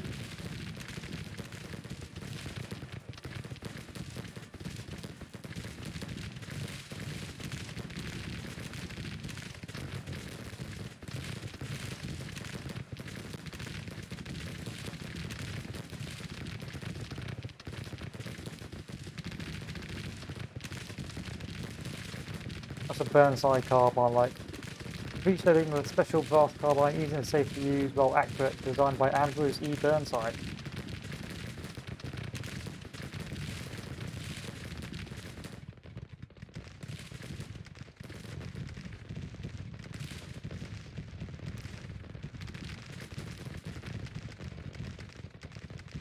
Clever attempt from the AI to do a fire on my flank. Oh no, he just Going insane.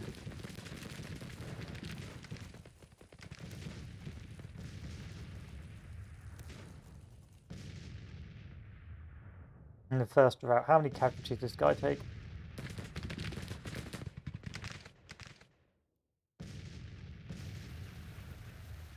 1,100 casualties, 874 casualties. You can just tell by the line of bodies that this didn't go too well for the Confederacy.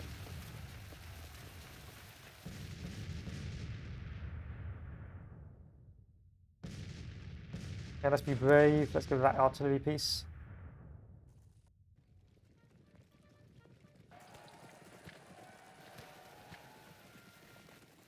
And let's run back across the river.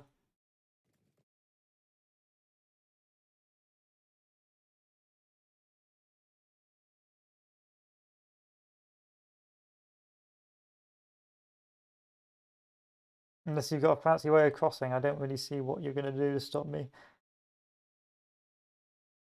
I mean, that's just silly. Like, what do you expect me to do here? You know what's going to happen. Hooker once again leading the charge of his crack troops.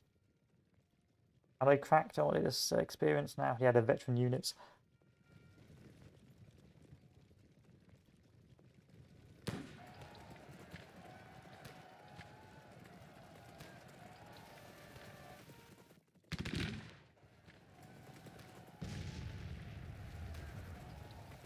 Hooker and Potts together.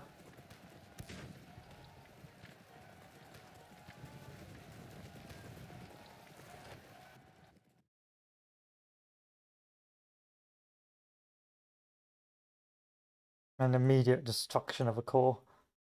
Oh, but they've flanked around me. Oh, skirmishers have anyway.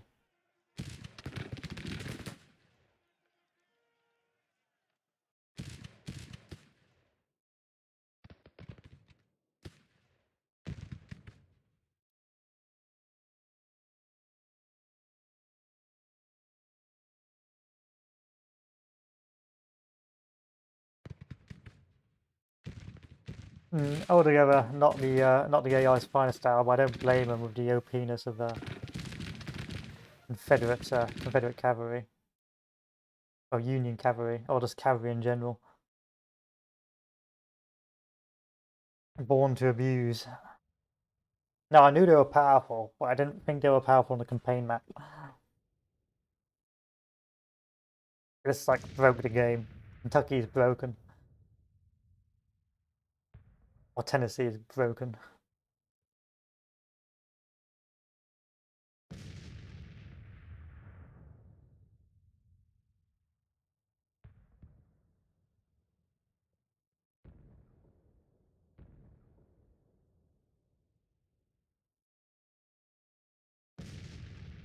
Remember, you got to push me. I don't need to push you, so I'm just gonna chill right here.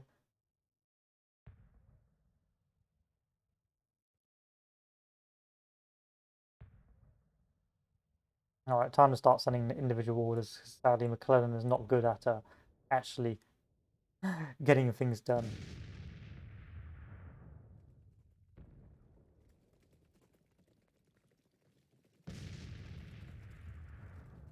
So in this case, Hooker is the Custer of the Union Army.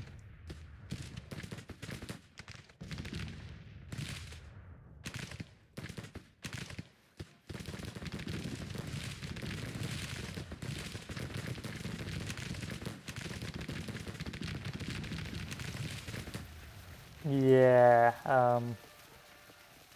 Remind me never to do cavalry again. It breaks the game.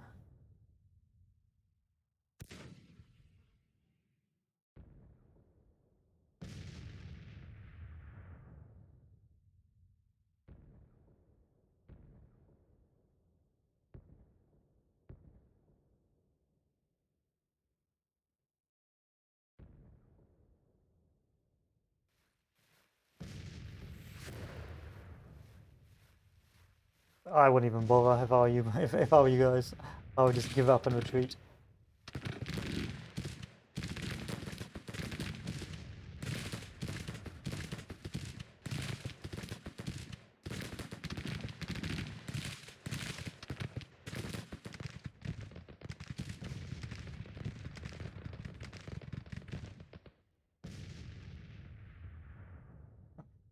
Still, they've got more reinforcements, so you never know.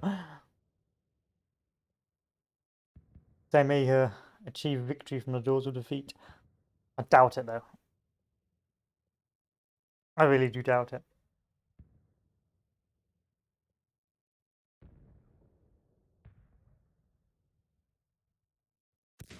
Another charge.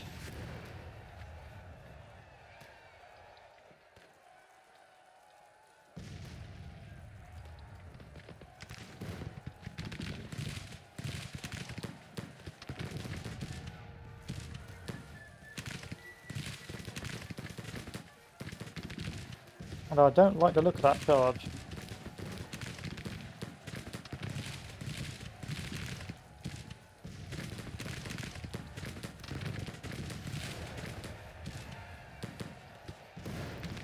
That charge may prove problematic for me. Cavalry's not very good in that sort of situation.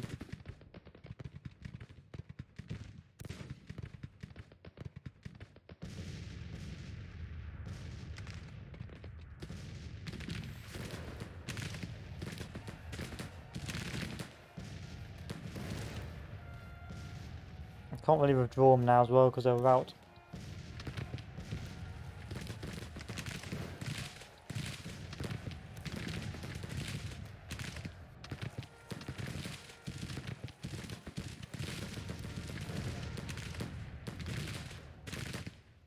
You're going for it.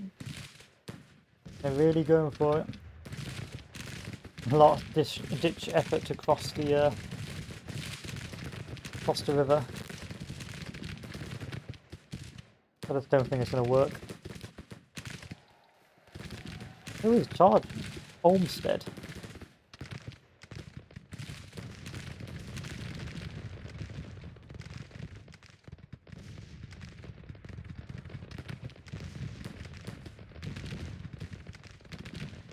I'm going to start moving this core down here just in case as well.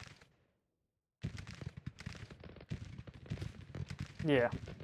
Enemy's retreating. Yeah. And the enemy's retreating. Let's get rid of these guys.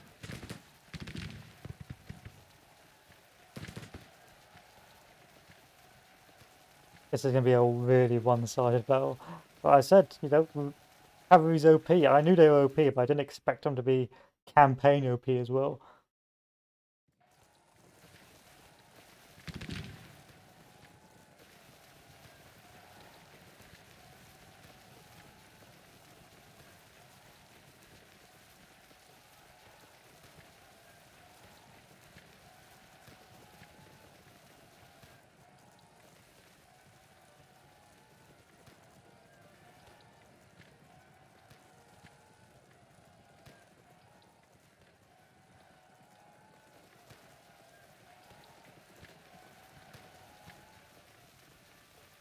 Well, Williamson had a good run. Let's retreat him back as well. Again, excessive casualties taken by the Confederacy.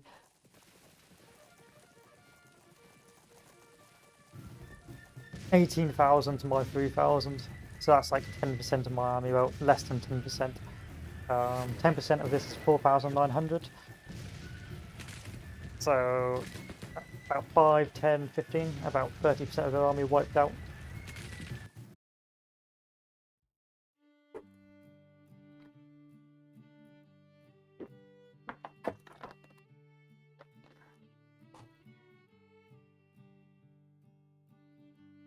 Madness.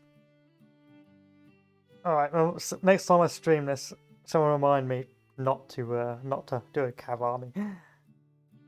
I'll put this on the Steam discussions as well, but cav armies may be a little bit too powerful. Too strong, that's the problem with cav armies. They can't stop themselves.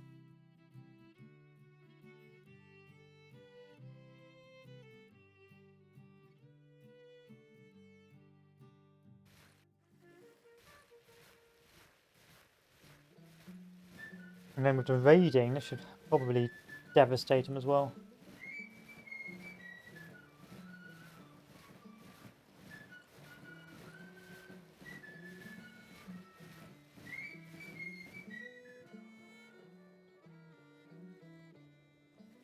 Strength 10. Strength 3000. Strength 14. Yeah. Look at that. Ridiculous.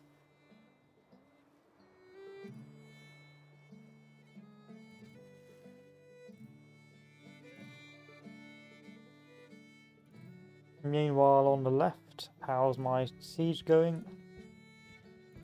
Taking its time. Only got 44% supply. And I've got a Western army coming up behind me.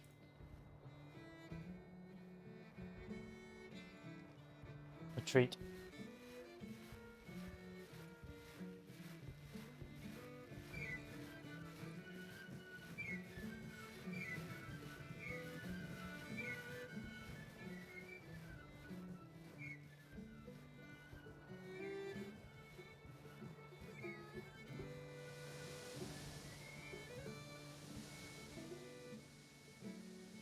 Got the army of Tennessee lurking.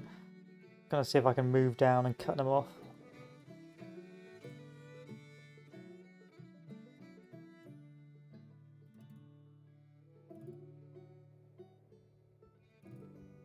This will just have to stay here for winter time. I mean, I could try another breakthrough down to Fort Smith, but it's going to take a while. And with the rear not secure, I'm a bit scared of constantly going down there.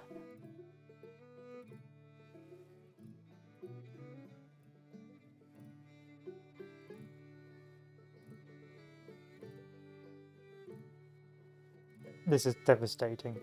McLellan is a yeetus deletus the entire Confederate force. I'm not sorry, I'll do it again.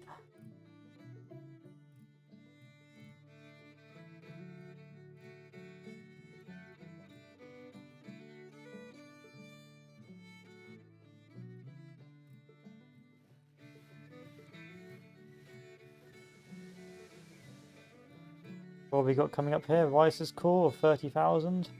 Hampton's division of 37,000. First time the Confederacy will bring on par forces on the east.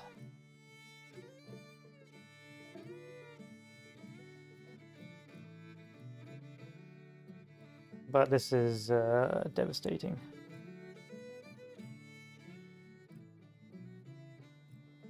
So this fort has been built. Now with Fort Shoop set up.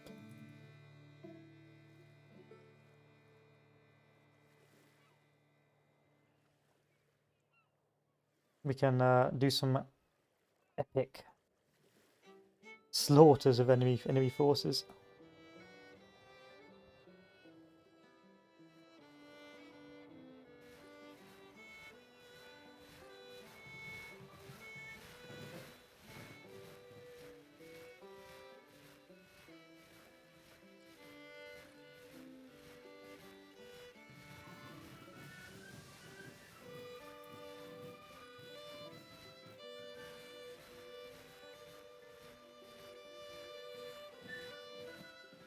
Where do you want to go down to? Let's go down to Decatur.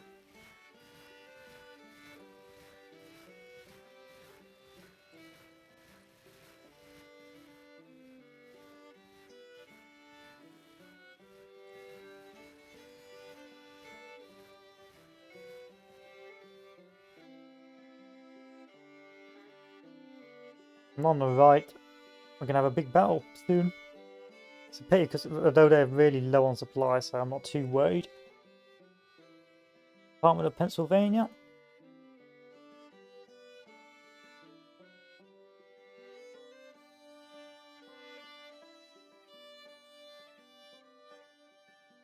Let's upgrade all your stuff.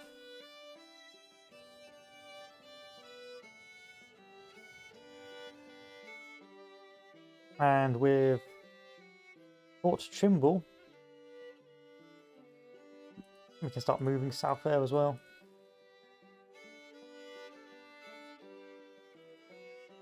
There's Trimble. There you are.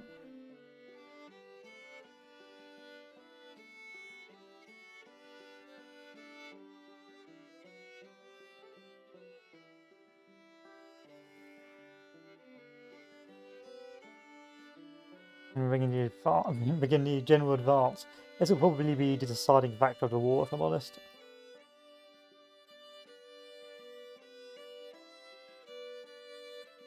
Army of Northeastern Virginia's not got good morale.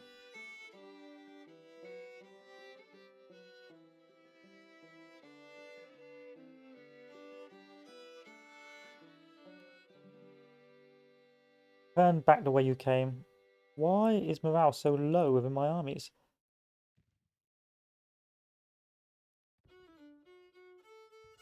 Time to do emancipation.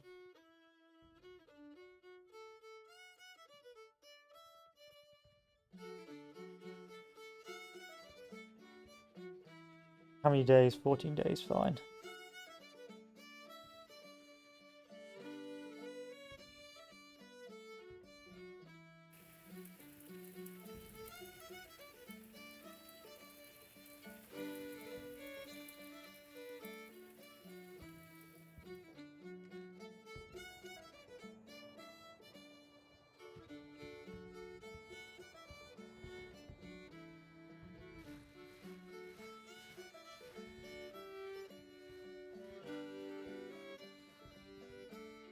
What caused that?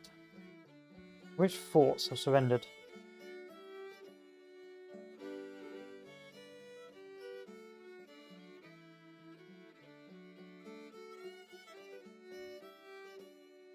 Fort Walker's besieged, okay.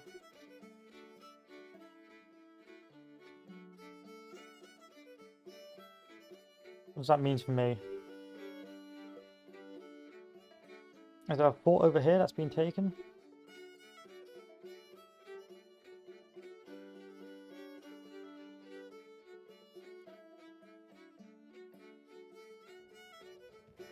Ah, damn.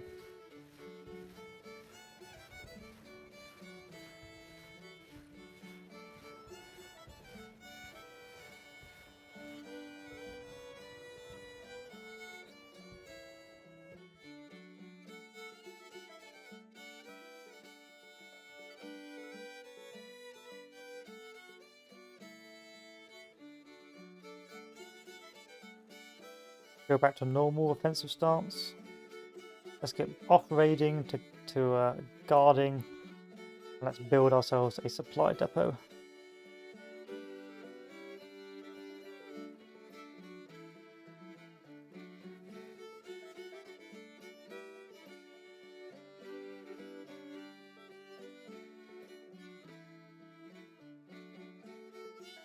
Harney withdrawing? Who's Harney? No idea.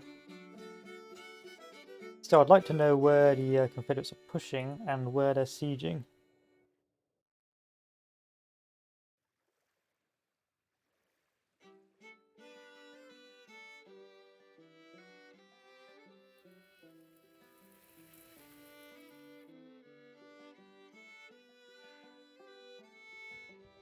That fort was lost. What about the other fort?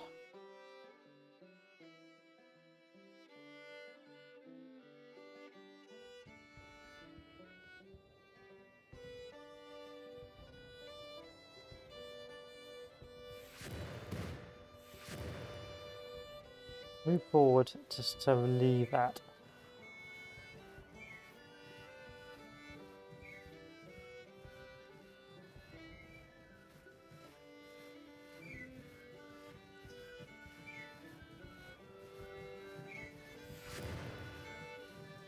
Conditions are just generally poor. Why is the condition for my troops really poor? Looks like morale-wise, we can't really continue because our morale is just really bad.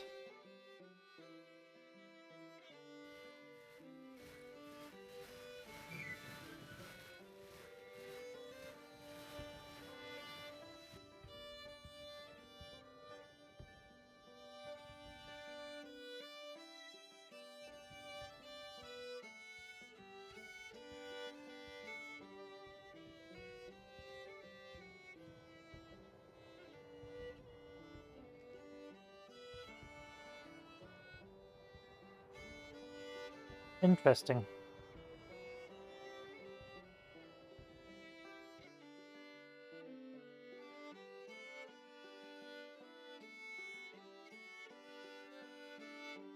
Suppose we'll have to hold our advances for now. Another siege going on up north. with Dick's Corps. That shouldn't be that big an issue.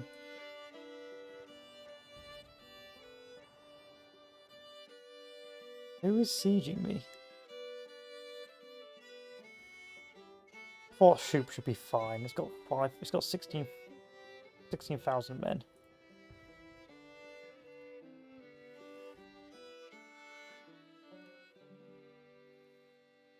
Now that this is captured, you can go back to raiding.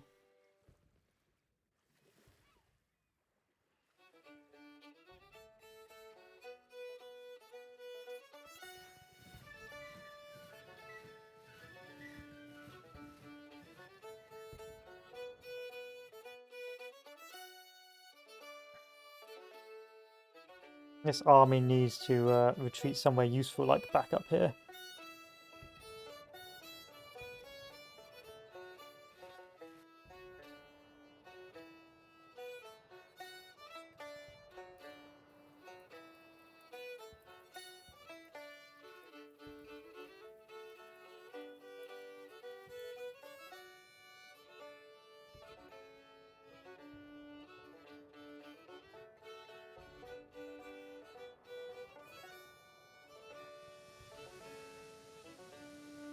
Until we sort out the reason why our morale is so low within states, we'll have to halt our advance for a while. And sort out the sort of bush wars surrounding my armies to the south.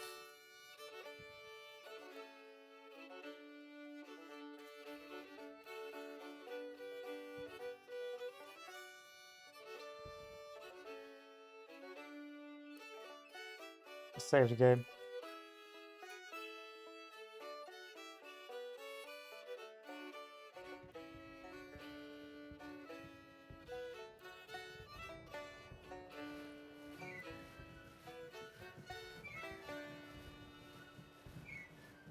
Why are you withdrawing, Arnie?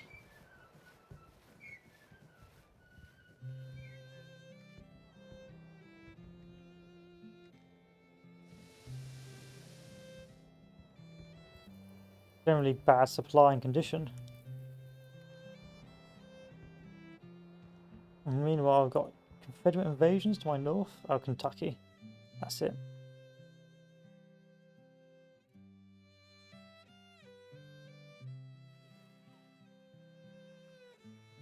It's alright, once you build a supply depot, it'll be fine.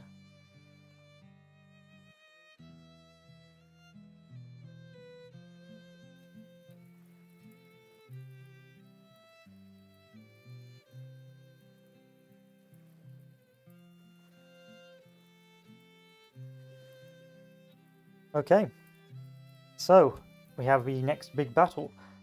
I'm going to save this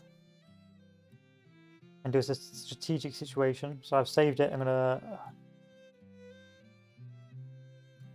to defend, and then we'll load the previous save, because it's the end of the day for me in terms of streaming this game, because I don't want to stream too long on Grand Tactician. But a very interesting turn of events. So altogether, the Confederacy still hasn't really bit the dust yet. I need to get 25% more damage to its national morale before I get victory. Strategically, I thought I was doing rather well, but I think I'm overextending on the battles. I think a lot of my soldiers are getting too tired from the constant engagements. And also a strategic situation for the end of the day. So I began the advance south with the Army of Northeastern Virginia, taking Richmond and pushing them south to Petersburg. At which stage I moved the Department of Pennsylvania down to secure Lynchburg, which was, although successful, after several battles, my military's combat effectiveness or willingness to fight started to get really badly hit. I don't know why. I think it's just because after successive battles, meaning that I wasn't in a particularly good position to wage an ongoing war. This meant that I had to retreat out of Lynchburg, which I just begun to fortify, and move back up north to Fort Brine, which is a tad irritating. In short, we've basically made a little bit of ground in Virginia, taking the capital of Richmond, but because we can't overextend anymore because of the war weariness, the Confederacy has come back with a vengeance. Now it's 38,000. Jackson's corps of 3,000, 27,000, 41,000. So he's almost on par now in terms of manpower on the Eastern Front, at least around Virginia. Whereas down in the west, unfortunately, the Department of Pennsylvania is not able to advance anytime soon. It will probably be the end of the campaigning season today for this year. Down in Kentucky, McClellan finally began to move, and we learnt the OP-ness of the cavalry, just wiping out countless armies of almost 70,000 Confederate troops with raiding, taking Nashville, building a fort here, and effectively turning this into a complete nightmare for the Confederacy. Burning and pillaging. This used to be all fully sized corps, and now they've been wiped out from pure raiding. We're going to continue marching south to take Decatur and just continue our raiding expedition in and around the southern states from McClellan. We won't really be building to fortify, just to get the attention of the Confederacy, and just continue to pillage along, hopefully eventually getting to Atlanta. So our next objective will be moving the McClellan's raiding force probably back up north towards Chattanooga, and eventually down to Atlanta. But we crossed this river now, so it's a bit too late, but we're going to start moving this way. Raiding is very OP. I'm still going to do it anyway because I've done it for this playthrough just to see the OP-ness of it. I mean, look at that. Mine is 54% alliance support, which I think it means like national support in this area. National support is going to get demolished by the Confederacy. Over on the Western Theatre, it's been slow going. It's not really been a lot of key battles. I've tried to move south into Crowlenton and Fort Smith, but again, because of my army's supply situation or this unwillingness to fight, they just don't want to. They don't want to fight it anymore. I don't know why, but this guy, like, I'm going to change his command in the next playthrough to someone else on the next time, but. They're not. They just keep on getting pushed back. I think it's just because of the lack of supply or the unwillingness to engage because of the nature of the battles here, the nature of the terrain here. But for now, we are stuck in a stalemate. I finally got the first corps to move into Missouri, and we're beginning to fortify with the aim to move up north with this corps and fortifying the northern parts of Missouri. So look forward to next time. McClellan will continue to raise and pillage and burn the southern states, potentially forcing him to move back if we can't reinforce with the First Corps and the Army of Indiana, which will be coming up behind us to secure what we take, and really just get rid of these Confederates remnants that keep on hanging around. And on the east, once the campaigning season begins again next year, we'll begin to move south again and attempt a second go at pushing even further into Virginian territory. So now manpower is on par, and we are starting to see a rise in Confederate forces in and around this area, meaning that soon engagements will be on a larger scale. So, and in Missouri, it's just a case of securing Missouri. I don't think I'll move into Arkansas anytime soon. It's just so awkward to do so. So this will just be a chasing army. Once it's in a position to sort itself out, it'll just move around, trying to stop any Confederate forces that try and get deeper into Confederate lands. So, gentlemen, that's the end of today. Look forward to the next big battle of Virginia, and look and enjoy the OP-ness of the Confederate cavalry, which is disgustingly powerful. I wonder if I can bring up other map outlines. No, I can't. Still, thanks for watching, guys, and I will see you guys later. I've already saved. Yeah, saved 7:23 PM. So this is the one we want. 26. Yep, that's the one we want. So, gentlemen, thanks for watching. and I will see you guys later. I've already said that, but I've said it again. There you go. Adieu.